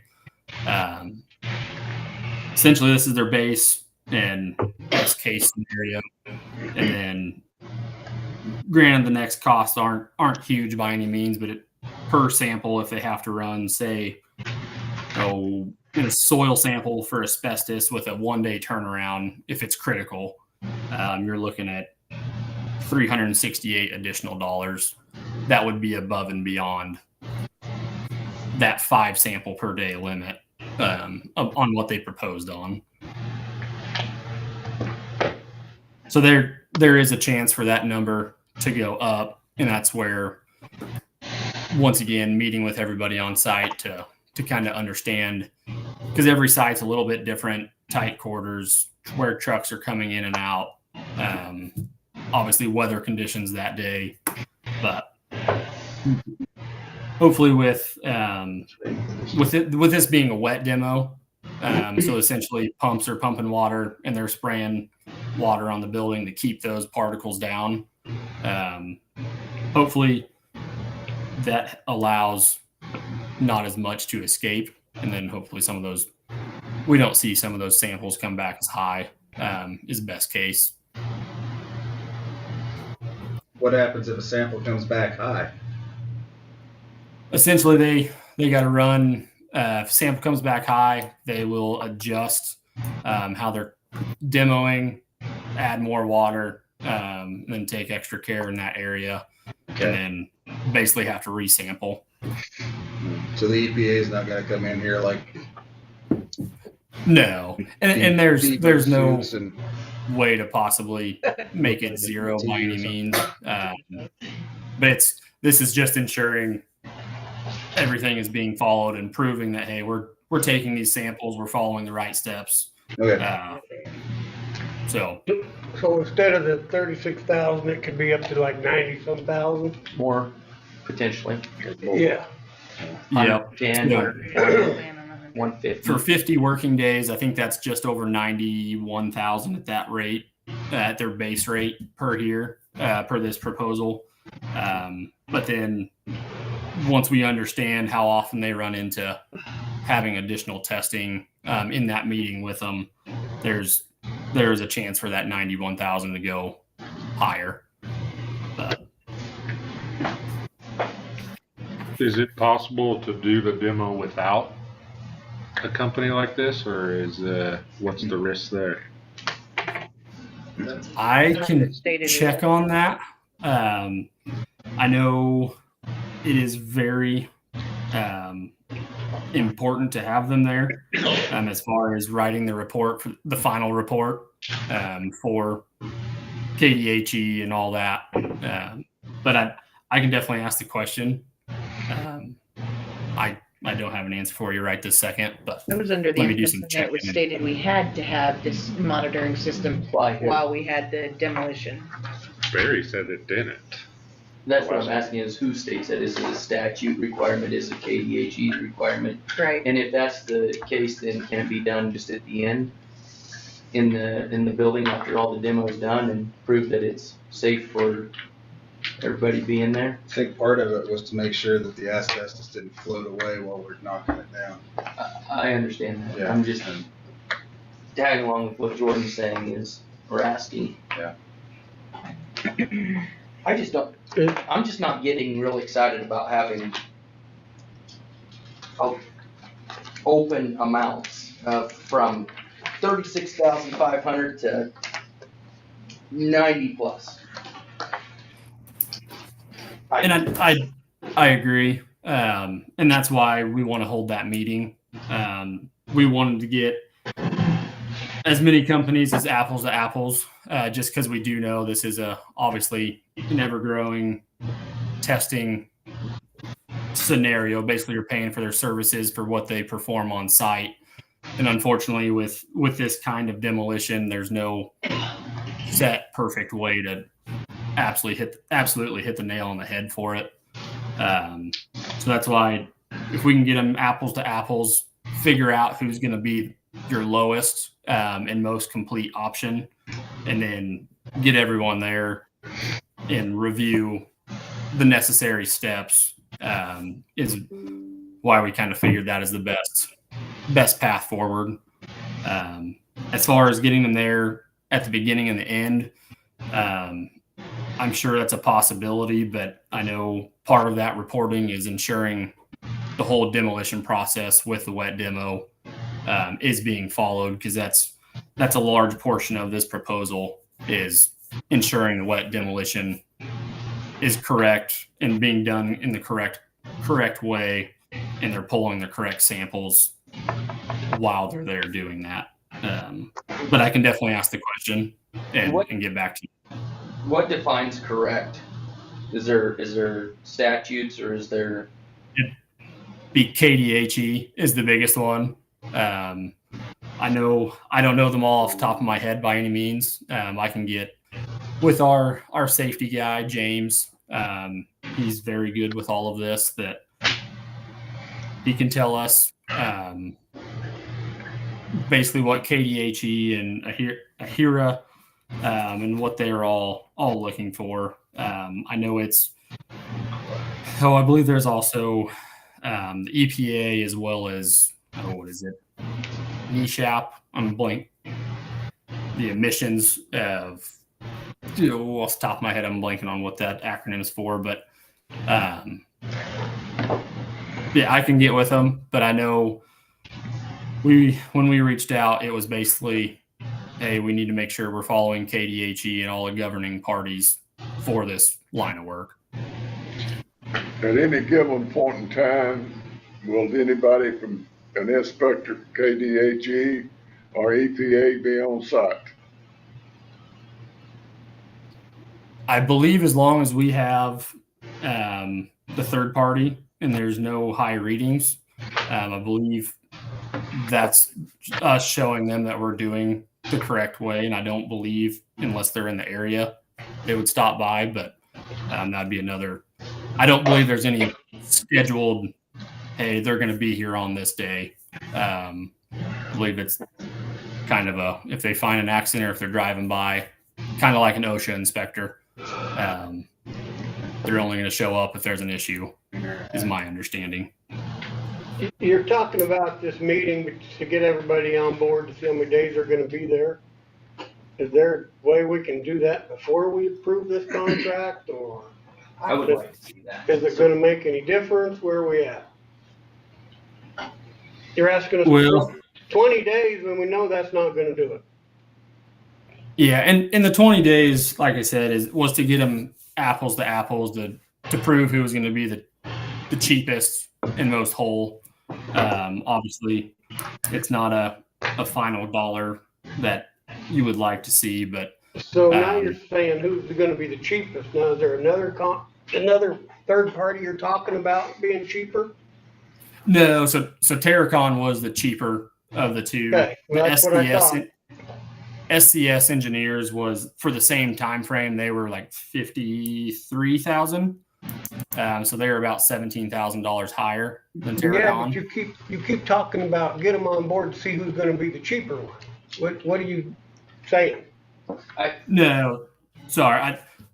Between the two, Terracon is the cheapest option. Okay. Comparing apples to apples. Okay. Once you get them on board, that's where we need to sit down with everybody to ensure everyone's on the same page for timeline as far as when they need to be on site and how long they need to be on site. Okay. And And that's- when you say everybody, you're meaning Terracon and Spiritas. Yep. And then Rollins County would be there as well as McCown Gordon. Right. So you want us to approve it and then have the meeting?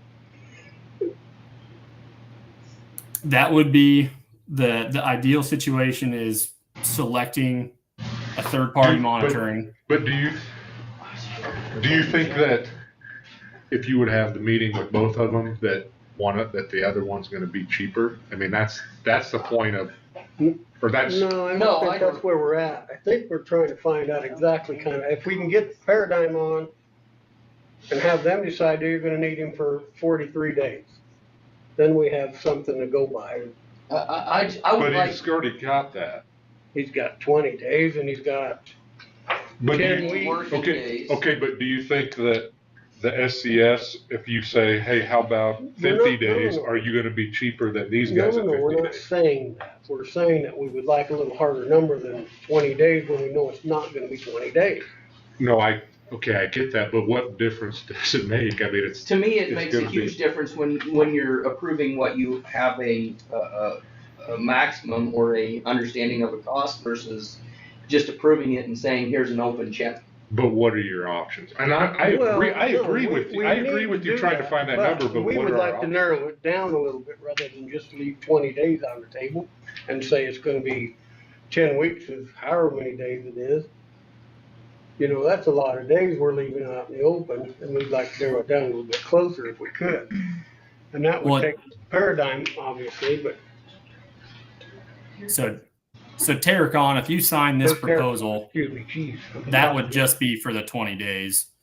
And then basically that'd be locking you into the rates that are on their chart, which if you go and add up the costs, which are in the Excel spreadsheet, that's essentially their 20 days to get to their $36,000.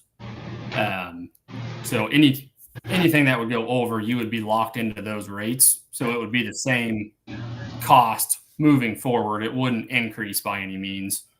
But if it's a situation where if you guys want to have a meeting with Terracon, I'm sure we can try and schedule a meeting with them. But I think I heard the question of if we get SCS engineers in the room and say, hey, is it going to be this long? I don't think they're going to get any cheaper on their proposal. They basically say on page 2, their estimated fees are, if you go anything above the 20 working days, or it would be $2,600 and $7, $2,607.50 per day, every day you go over.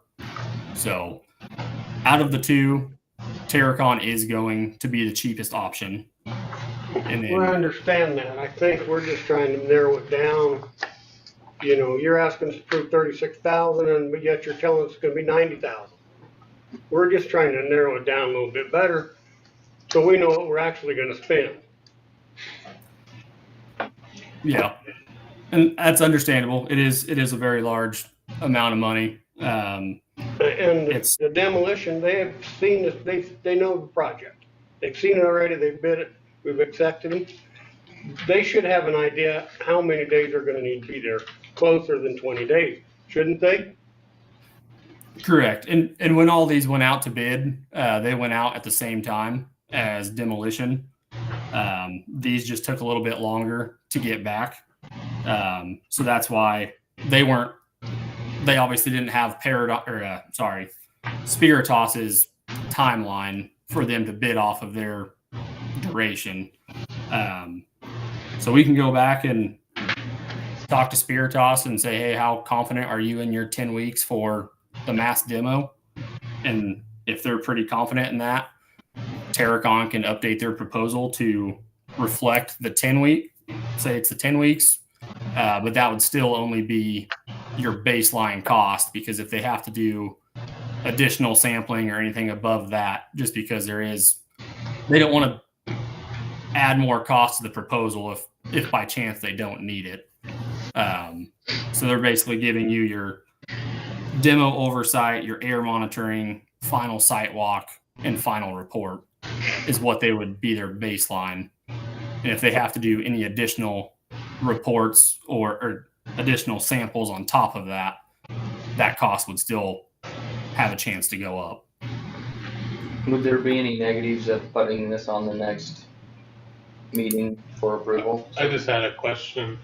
Is there a chance that it won't take like the 10 weeks for the Spiritas to do that mass demo?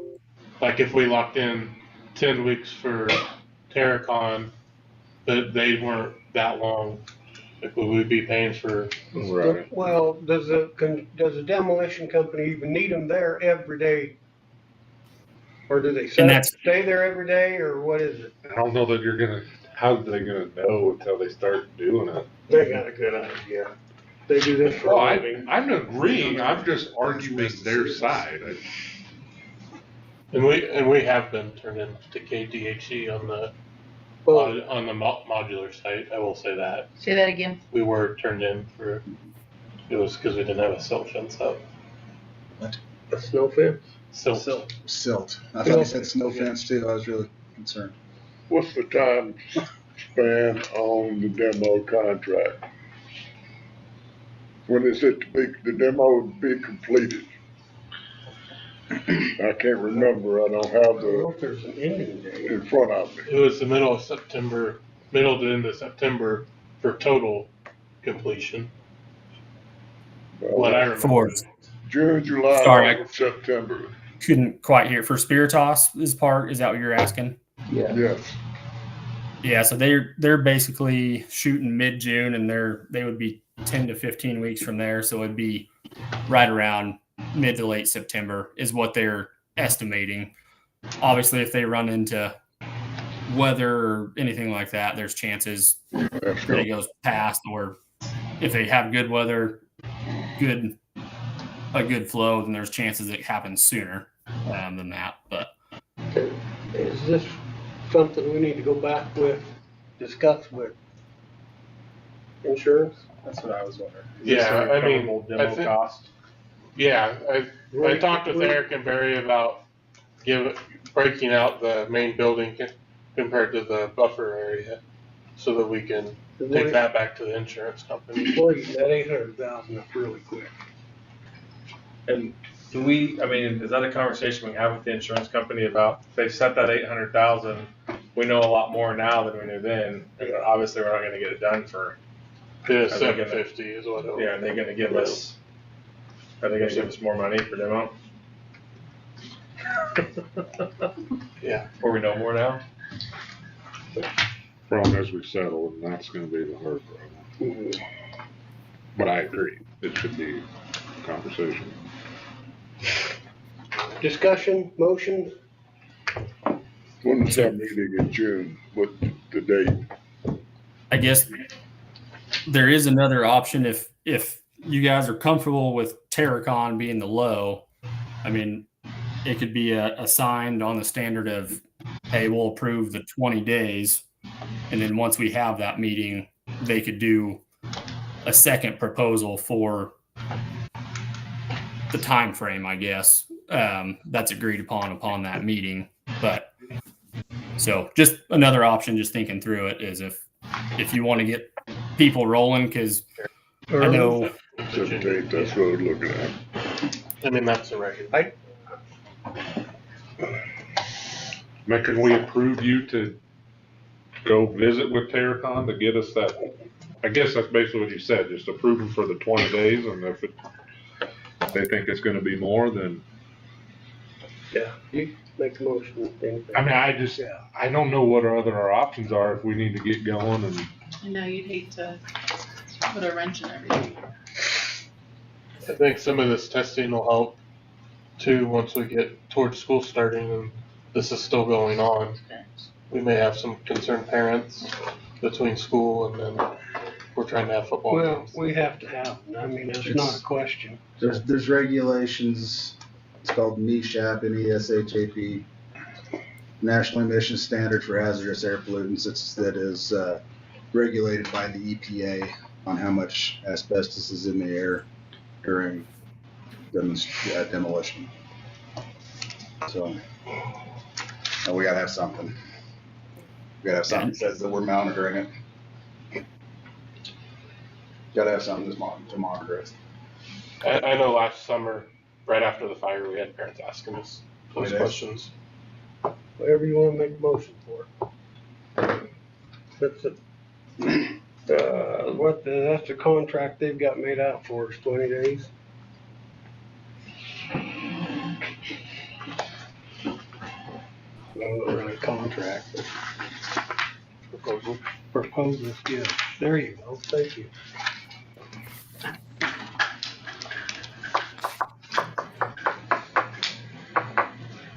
Megan, Amber, you've been quiet.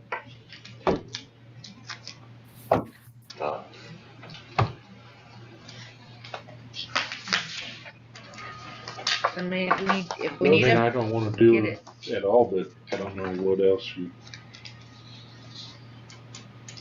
By holding off till the next meeting, what does it hold up? Is this gonna stall out the process? of demolition. Yes.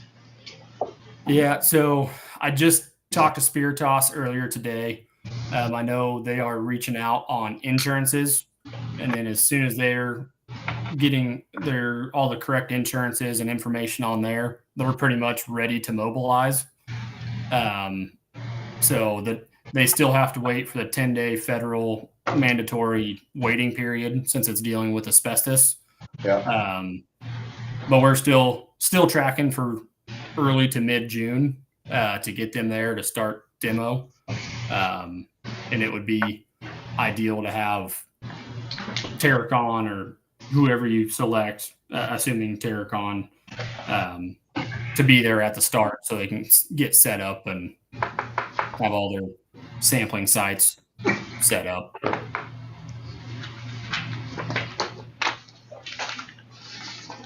So meeting would have to happen pretty quick anyways. We're ready toward the end of June. So, motion, Jordan? Mr. President, I move that we hire Terracom for the third-party monitoring for the 20 working days of 36,500. Is there a second? What else I need? I second it. There's a second. Jeez. Motion to Don't be so accept excited. Terracom's proposal and a second. I'm hungry. All those in favor? Angry. All opposed?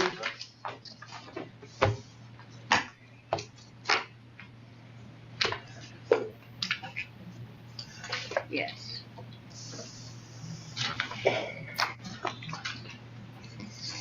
Thank you. Yep.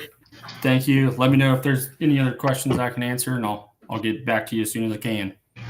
We appreciate you coming on tonight. Thank you. Have a good night. Okay, now we will move on. Administration report.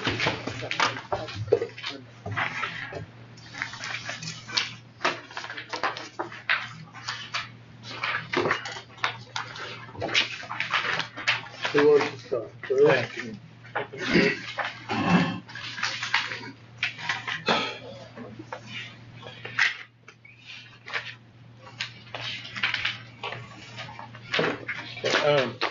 Just want to give a quick legislative update.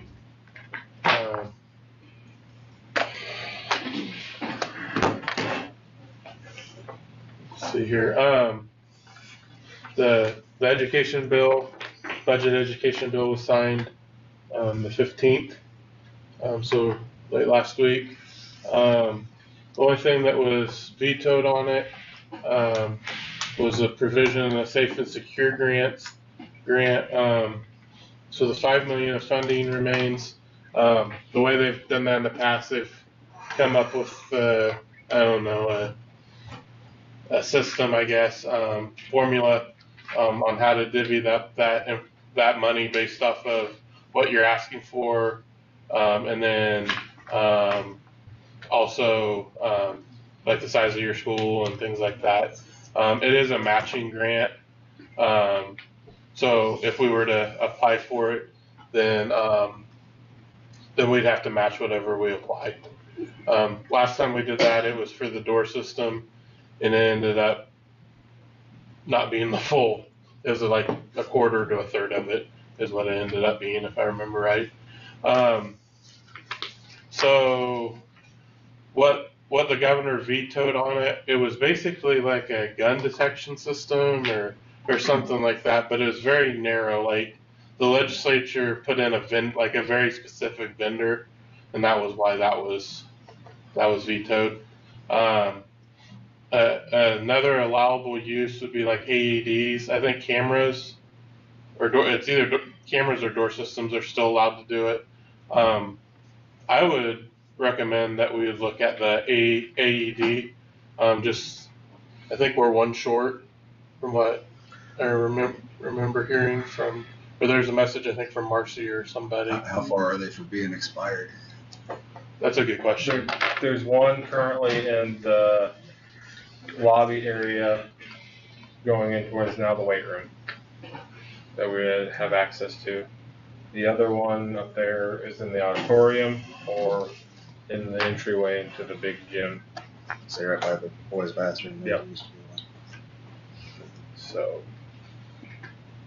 we can do multiple ones.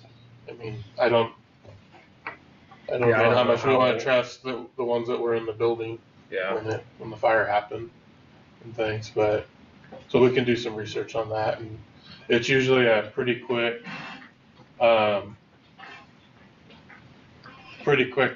Like last couple of years it's come out here right towards the end of school, and then it's due mid-June, probably early mid-June, and you hear back pretty fast, and then you have the year to spend it basically. So that would be my recommendation. I don't think we need to do the door system or cameras right now. with what we have going on. The Senate Bill 339, districts with no students. I should say too, on the K-12 budget bill, it follows what the school funding formula is. So our base student aid would go from $5,088 to $5,078. So, or $5,378.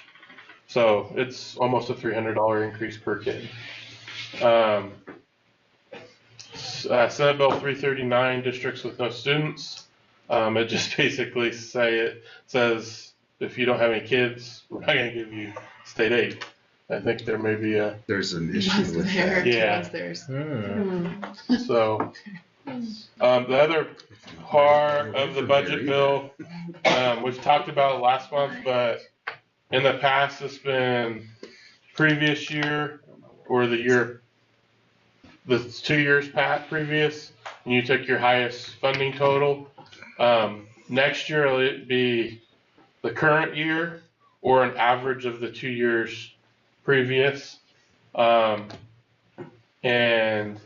then after that after next year it'll be current year and then previous year. So where it could help us is if we get an increase back, we lost some kids. So if we get the increase back of number of kids, it's going to help us a lot. The problem is if we happen to lose a lot, then we don't have as much cushion, basically. And that kind of helped or hurt us this year. So it's just something to think about on there. Let's see here. The mental health intervention, the tax bill, that was vetoed by the governor. There's supposedly supposed to be a second or special session. The only thing that was in there that really affected us was there were some things on property taxes. But our general fund is our general fund, and so it would be the state making up that difference in the property tax part. Special education funding. This is going to be really interesting. They have a schedule to us that we're supposedly supposed to get about $54,000 more. But basically, we've been talking the last couple of years that the excess cost percentage, the state hasn't been keeping up. We're supposed to be at 92%, and we've been kind of going down to, I don't know, it was like 67 or 68% this year. For us, that's about $300,000. I think we did 275 last year, but we've been higher than that in the past that we've transferred from general or LOB to special education. I'm a little nervous. We talked with the service center, and I'm thinking after that conversation, they're thinking they're going to charge us more, start charging us some more. But I don't know if that's I'm going to keep an eye on that because it's supposed to be designed to take away some of those transfer money. So we'll need to keep an eye on that. But the legislature, when they did this, they kind of dumped it on KSDE to figure out how to do it. So it sounds like it would be around the November timeframe. We'd just get a check for it, is the way I took it. Excuse me. So February. I'm going to jump in on that one a little bit here. The way that I understood it at the meeting Thursday last week, we don't have that one very often before this one. Mm-hmm. The way that I understood it was there's a designated amount that we have to pull out of LOD to put into our special ed thing to pay for special ed stuff. Mm-hmm. That's the way that I understood it. Yeah, and it's supposed to be based on the amount of state contribution. I didn't mention that because our state contribution from LOB is very little. This year is around $60,000 of what we were 1.2 million. somewhere in there. So it's what we're already putting into there would be covered by it. So that is a good point. Yeah. And it goes back to the we're a rich district. Yeah. So it shouldn't affect us all that much on that. Budget workshops, those will be coming up. Emily and I are going to Oakley on June 13th. And so, they do those throughout the state. It's pretty nice. We only have to go to Oakley for one. Other than that, I mean, we've been working a lot on the building stuff and things like that, so I don't have a whole lot else for us. Okay. Who's next? Thank you. Let's see. I had my teachers email me with some different things that's been going on. Kindergarten reported that they hatched and released butterflies, and they had won the prize for bringing the most change from Casey's, and so they had their Casey's pizza party today. They walked down to the Lake Park and did the story walk and then had pizza down there, so they enjoyed that today. First grade has gone to Hawkins Pond for their field trip this last month. Second grade published a book, When We Grow Up. It's from Student Treasures in Wichita, and they publish it for free. Parents can purchase a book, and many of them did, and if they weren't purchased by the parents, then the second grade bought the rest of the kids' books through the classroom funds. They also went on a field trip to the museum here in town, and the ladies that put the tour on did a really good job of kind of connecting it with some of their families, and I think it was Lynette Kanik and Ellen Hurinik, so they enjoyed a good museum tour, and then they went to the Kelly Park from there. Marcy says came in and talked to the second grade about banks and different things with that, with like National Banking Month. And then they had a taco party on the first week of May. Third grade went to the Owls Trail, and Brenda Henry's kind of in charge of that, and she did a really good job with different activities down there. They went on a field trip today to go visit 17 puppies at Micah Johnson's house, and Dana's also helps with PTO, and she reported that we had over 250 snow cones handed out at our field day, which was also part of the report. We did field day on Friday. Down here, PTO came down and did snow cones for free, and it was fun. Fourth grade had a science lesson on energy and electricity, and they got to make simple circuits to light up an LED light and make circuit bugs with light up eyes. They also got to do a no-bake energy bites and party punch to practice measuring capacity and using fractions. Fifth grade did a parade down the hallway for Road to Revolution, and it was exciting. Sixth grade had their promotion of 16 students. I thought we were gonna get taken out. Had cannons and Statue of Liberty. Local art show did really well, and then the library also took all the classes down to the public library for a tour, and they did a scavenger hunt when we got down there, so Grace did a good job entertaining all of us. And our spring concert was last Tuesday, and we had a very good turnout as always. They performed a night at Broadway and had popcorn and different things available in the cafeteria, and then Sarah put together a really nice slideshow that I think they're going to also use at alumni. And then we're getting ready for summer school. We are not going to offer the first session this year. We're only doing the second Jumpstart session, which starts, I think, June 29th and July 29th and runs through August 9th. So those 2 weeks right there. And that's about it. Did the dishwasher ever get installed? Good question. I know it was ordered. I am not 100% sure if it actually got installed. Last I talked to Vanessa last week, and she said no. Yeah, and so I know they've been doing paper plates, but also it's the end of the year, so. It's been like hung up. Yeah. Is it not here yet? It's not. I was just curious, 'cause I thought It's been supposed to be a fun, little bit and then sooner. today we made it extra exciting because then the final schedule at the high school, we kind of overlapped all sorts of different grades, and so we had 3rd and 4th grade eat in their classrooms today because we had junior high and high school down here. So it all worked out. Everybody was flexible, and we made do. We have a half a day left. Yep. Wow, you guys are busy. I know, right? So are you. All right, we'll start. I know we recorded this last time. We had the Creative Arts Club art show, and Mrs. Brin would just like to thank board members and community members who attended. And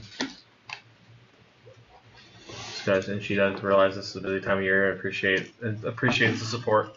She also hosted a student quesadilla and Sunday lunch for the art classes. It's just a little celebration for the end of the year. And the Art 4 students completed their ceiling tiles. So it's kind of been a tradition, which was obviously lost with the fire. Kids who had been 4 years of art took a ceiling tile and were able to make it their own and leave their mark there. So she did start that over. So you go to the art room in the modulars, there's 5 or 6 ceiling tiles up there that the seniors made. So she's gonna keep that going. So driver's ed starts Friday kinda-ish, and then we'll really start the next week. There's 23 students enrolled in driver's ed, so Mrs. Wiley will be busy with them. We'll have it in the ICANN room up at the high school site. So it should work well. Obviously we had graduation 2 weekends ago. That was testament to our kids being flexible again. They desired to have it outside. We were hopeful to have it outside, and gotta love Kansas weather. You know, it got late enough in the week. Rain was looking pretty imminent, so we pivoted and moved it down here. And you know, there was a little bit of a few lost kids, but we got through just fine. And I told them through that. I said, hey, even if we mess up, you're still going to graduate. So we got through it. Thanks to Amber and Tim for being our board members there. I thought it was Winter and Jordan. That's what it said on there. That's what it was. Surprise. Somebody asked me. You guys handed out programs. Yeah, you guys It was on the Just in case you wondered. Yeah, you were there. They just, we did our best. Yep. Look like you.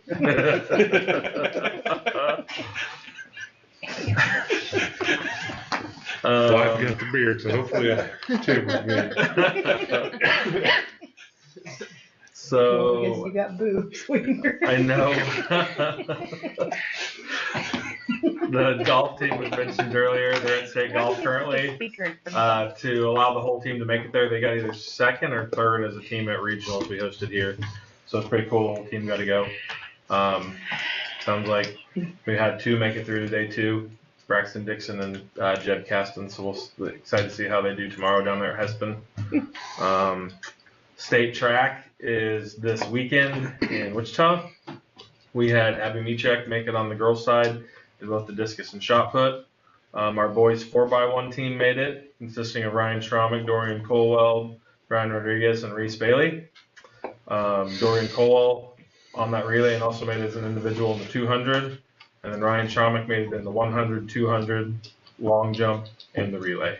So that'll start Friday. We're the afternoon session for 1A. So Friday at 3, I think, is the earliest that Abby throws shot put. So should be exciting, especially like they were saying with all the construction down there. At Rod Run this weekend, the ambassadors, they always auction off or raffle something off for their scholarship fund. This year was a Mac toolbox full of tools.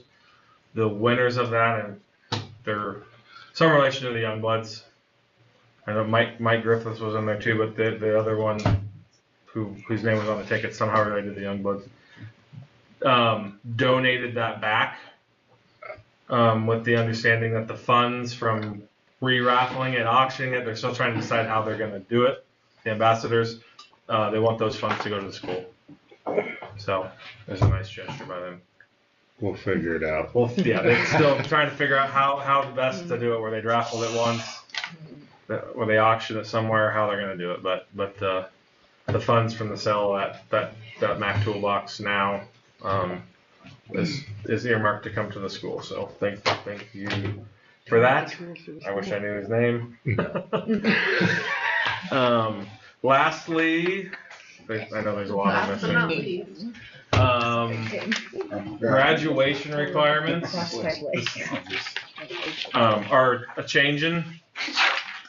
This has been in the works. It's still in the works for the class of 2028. So it'll be the incoming freshmen.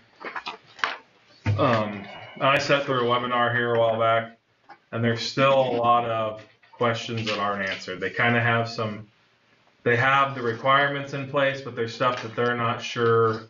People are, how are we going to track this? How are we going to do this? You need to elaborate more on this. And this was, when was this? The 16th, I think. I don't remember when the state board meeting was, but they passed this through. Like I said, there's still more to get in place on it. So 21 credits will remain the state requirement. We're 25 here.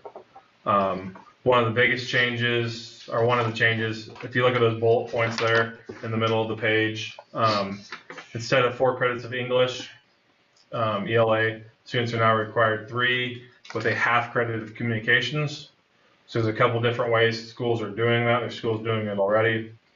Some of them have a speech program, have forensics classes where they can just offer a communication credit.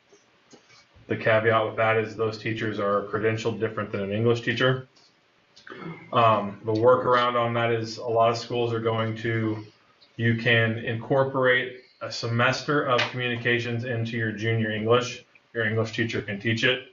It's just coded a little different. So junior English will look a little bit different. This is the route we're going to go. So this is probably the one I knew the least about, the addition of the STEM elective. So science, technology, engineering, and math. So I've kind of dug into it today. And the one elective in STEM would amount to a credit in computer science, advanced math, advanced science, robotics, advanced CTE, advanced technology, or agriculture, etc. So if you go to the frequently asked questions, there's what's going to count for these STEM credits, and it's basically the board gets to deem what those advanced classes are. If you look on the graduation requirements, there's a Kansas Scholar area there, which designates advanced classes. In my opinion, advanced math on there is trigonometry and above. So if a kid would take trigonometry, college algebra, statistics, calculus, something of that level, that would meet that criteria. In the same breath, if they take physics or chemistry, those are advanced science classes. So that would meet that. The advanced CTE, if you look at our CTE pathways, they all have different levels: an introductory level, a technical level, and then an application level. So an advanced class in that area would be an application level. So you've taken a wood shops class, now you're taking an advanced one, carpentry 2, or furniture and cabinetry fabrication. You're applying those skills you've learned, you're designing your own project, building your own project, so you're getting that engineering facet and all that stuff into it. Same could go for welding 2 and ag fabrication in that pathway, and the web and digital design pathway. Advanced CTE, or you could say advanced technology in this too. We have the particular topics in media, which ends up being yearbook. But with the hire of Mr. Schromick, we are changing what Mrs. Pope teaches a little bit. And she's going to offer we're going to see how this goes, a game design class, which goes off of web design and coding and all that. So that would be an advanced level class too. You'd have to take one of the technical level classes before you could get into those. So those and then we have AutoCAD, and then advanced AutoCAD would be another one in that same breath. So those are the way I see we can meet our STEM requirements, things we're already really teaching. So, which is good. So PE's changing a little bit. We've been doing this anyways. Half credit of physical education, half credit of health. So that won't change. So with those requirements, they've dropped the number of electives required. But we required 10 electives anyways. So another portion on this, if you look down there, there's a post-secondary assets required for graduation. There's a whole list of things, and a lot of them aren't necessarily classroom based. I mean, a lot of them are tied to education, but it's still kind of unclear on that. In that webinar I was in, the guy leading it said, yeah, we want them to do these, but if they don't meet these requirements, we're not going to keep them from graduating. Someone said, how can they be a requirement if they don't have to fulfill it to graduate? So, and another question on that is, how are we tracking this? How are we logging this? How are we, this stuff that's not necessarily school related in there. So, like I said, there's stuff to iron out in this. And how we track it exactly.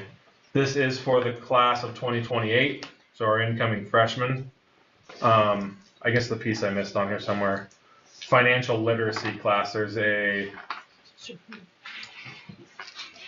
It's at the top. Oh yeah, there it is. Is it also a requirement? So that's a half semester. Mrs. Pope was teaching business essentials with entrepreneurship. It works nicely to put financial literacy in the place of business essentials and couple those together, and they're both a half credit. It's kind of a junior level class. So sophomore, junior, obviously you take it as a senior. Eventually we'll have to change and approve our graduation requirements as a board to reflect these. Obviously it doesn't need to be for this year or next year because it's not a requirement.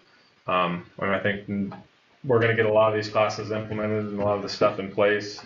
And I don't know how that looks if it's a 2028 class as the first class that's required to have these. We have them all in place before then, but somehow in there, this is the last year of this graduation policy. These kids know this is their graduation policy, our requirements, and we make that change. That's a requirement for the class of 28. We're gonna have to do it pretty soon. Yeah. To reflect that, or else they're not gonna have. Yeah, and that's what I'm saying. We're gonna have the financial literacy class in place. We're gonna make the changes to the English class. We can meet the STEM requirements with what we already teach. We already do the PE.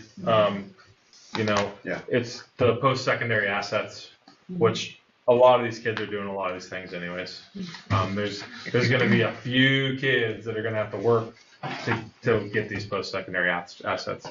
What the rationale from the state board is, they see a lot more success in kids that are doing things outside of the classroom, that are involved in other things and doing these other things. So for their success, they want it to be a graduation requirement. Will this be included in, I'm assuming you'd be having the freshman parents, give them the heads up? Yes. This is going to be part of this, that Yes. way? We did a pre-enrollment with kids, and I sent out a deal with this on there. My plan is, that enrollment time rolls around. It's kind of been a suggestion to meet with me or Mrs. Bowles. We'll have this information available, because that's at that final enrollment, so we can start getting it out there. I mean, we start getting it out there now, but right. So they do have to at least meet with you to at least make sure. Yes. Because you don't want to. Yes. Parent-wise, you don't want to go into the junior year or whatever Yes. and say, Yep. well, we didn't, because kids didn't communicate that information. Yeah, so, I mean, What? part of what I do with enrolling kids is they do a graduation check, so it's not, there's nothing really on there as a freshman, Right. but they know what classes are required of them. You're gonna take English 1, you're gonna take physical science, you're gonna take, whatever math class you need to take, but, there's just, take those as a freshman, otherwise, to get them out of the way. And then, you look at the sophomores, what classes they've taken, you start having those conversations on you're missing this for your requirements to graduate, and make sure everybody's on the right path. So that's something I spend a lot of time on as I'm enrolling kids, making sure I'm just not blindly putting in what they want to take. Thank you. Want to get them out the door with what they have to have, so we can get them out the door and be successful. Yeah, there is a lot of, there's a big PowerPoint here. This is a little bit out of date because I just had that meeting. This thing I gave you was the most up to date. There's another little one-page blurb, but there's some information they need to update in there too. So, but I just wanted to make you guys aware of it, and it's been fun trying to figure it all out. There's a lot of frustration. Because they're putting this in place and they don't have all the details ironed out of how they want to, what really meets this criteria, what really meets this criteria. So. Did you say they can choose, how many do they choose in the post-secondary? Did you say that?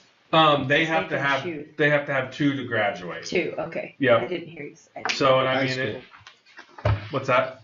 2 to graduate high school. Post-secondary assets. You can see those on the bottom there, I'm just 21 score. 9 plus college hours.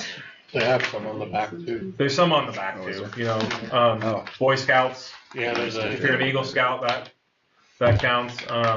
95% attendance in high school. There is a big chunk of our kids that are here all the time, and they're gonna check that one off. 2 or more high school athletics or activities. Yeah, there's a lot that are gonna check that one off. So,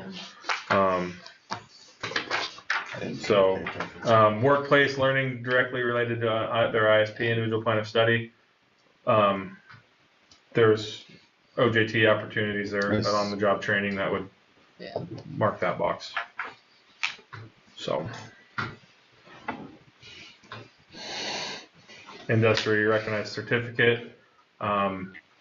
OSHA this year that we did with our ag and our woods classes. There's that. There's a push to get more of those certificates available to them too. The 40-hour community service, is that through the 4 years? See, that's the type of stuff. I assume it is. It's through the 4 years. There's all those little caveats that they need to spell out more, like what hours count, what counts, and all that type of stuff. Is that concurrent with the NHS hours? Yeah, I would think community service hours and community service hours. A lot of them do the more than 2 sports already. Yeah. Or activities. Yeah. Club. It doesn't even have to be a sport activity. Yeah. So a lot of them got it already. Yeah. 21 on the state assessment score 3 or 4, math, English, science. So if they have 2, if they're in 3 and 4 on math and science or math and English, if you read through the frequently asked questions, they've met their 2 right there because they're 2 different assets. So, like I said, I think a large percentage of our kids aren't going to have trouble with this. There's just those ones that we're going to have to get you involved. Yeah. To these other things. Work keys is something we looked at doing this year. It's another testing deal. It's more job skill related testing skills, and it just didn't fit. We're going to try to do it earlier next year. So something we want to get in place. So. Yeah. That's all I got to say about that. I want to say thank you for the group of kids that Marvin brought up. We went through the ready mix plant, or he brought them through. It is interesting, some different questions. Yeah. I mean, different aspect of Well, I mean, I guess I should look at it as, and kind of my mindset too, originally, or in the beginning is from a concrete aspect, it seems so basic. But from a education standpoint, there's a significant amount of chemistry involved. And I mean a significant amount. There's a lot of career choices in that industry that you would be blown away with that evolves around sand, powder, and water. So Yeah. they were great kids Science and and it was math. enjoyable. There's a lot of science and math in that. A lot. And a lot of other things too. Full of questions, huh? What's that? Full of questions? Not a lot, but I think it's just more of a, just seeing the process and understanding that there's a lot of avenues there that students can take, and it's not just putting it on the ground or putting it in a tool. There's, from every aspect. So, it was a great group of kids, and it was enjoyable. Good. Anything else? Should we move on? Yeah. Mr. President, how about a 5-minute? I'll break? second that. We'll go into executive session. 5-minute break. Shut up, Second, Sam. all in favor? All opposed?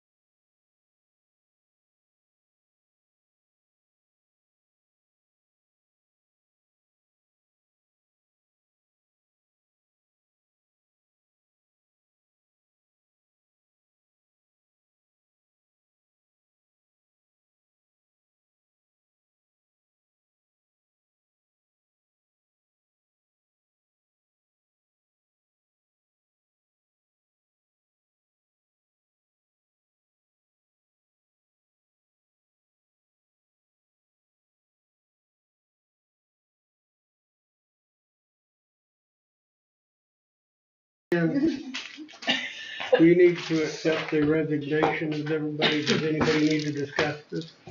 The custodial one we've already talked about, so That's the only thing? they have to come back.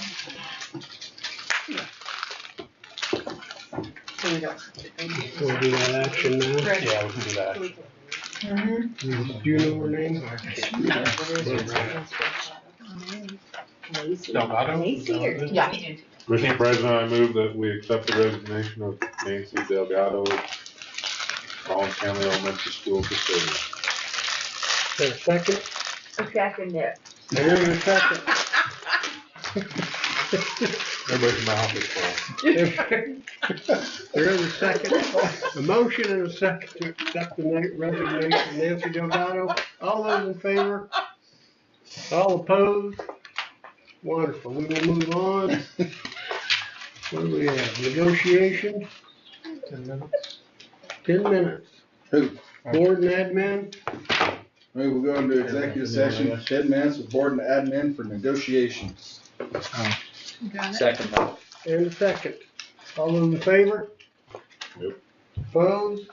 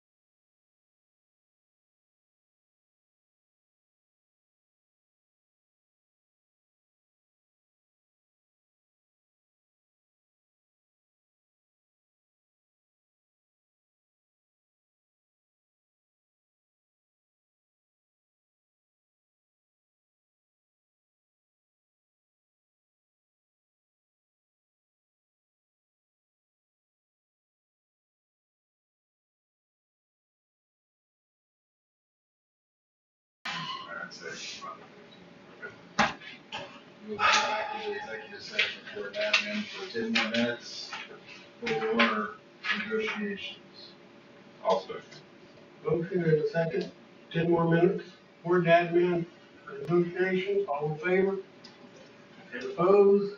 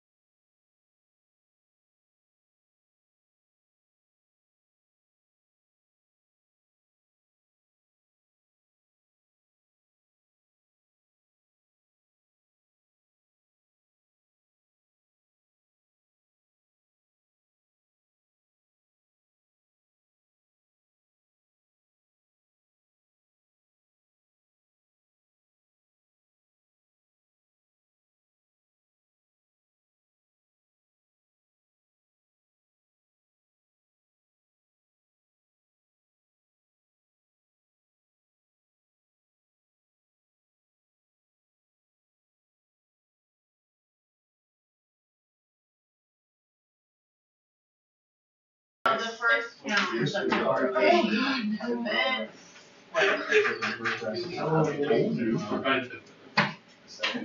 All right, we are back in session.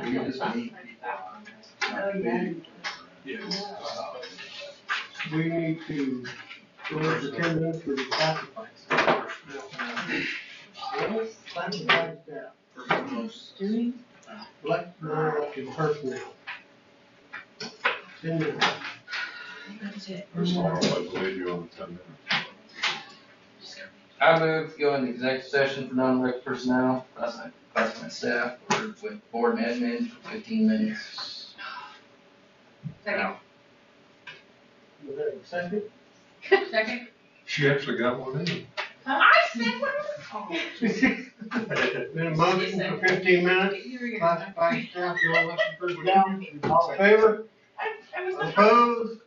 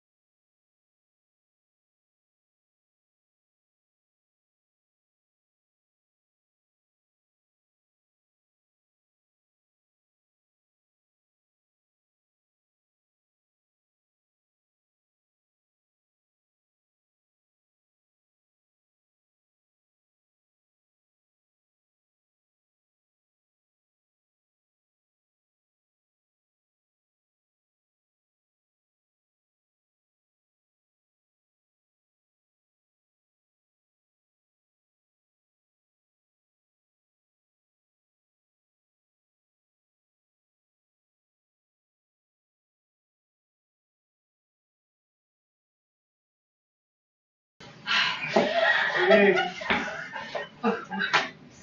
We're going back in, we are back in session. We need a motion for 5 more minutes. Back into executive session for 7 minutes with board admin. Just teaching him that. Whichever one we're in here. Classified personnel. I'll second that. Motion made, second, 7 more minutes, all those in favor? All opposed?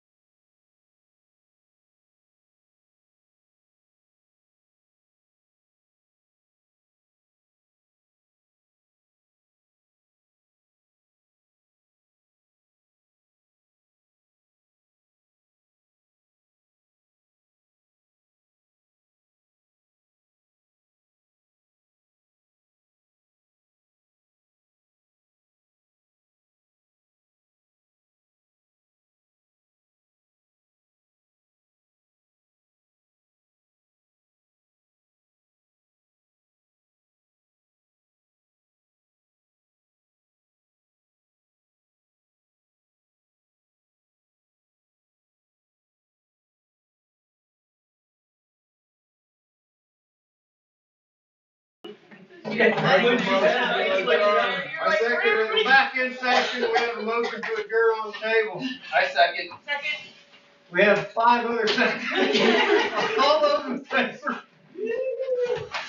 Amber, we'll go Amber. I heard her voice. Okay.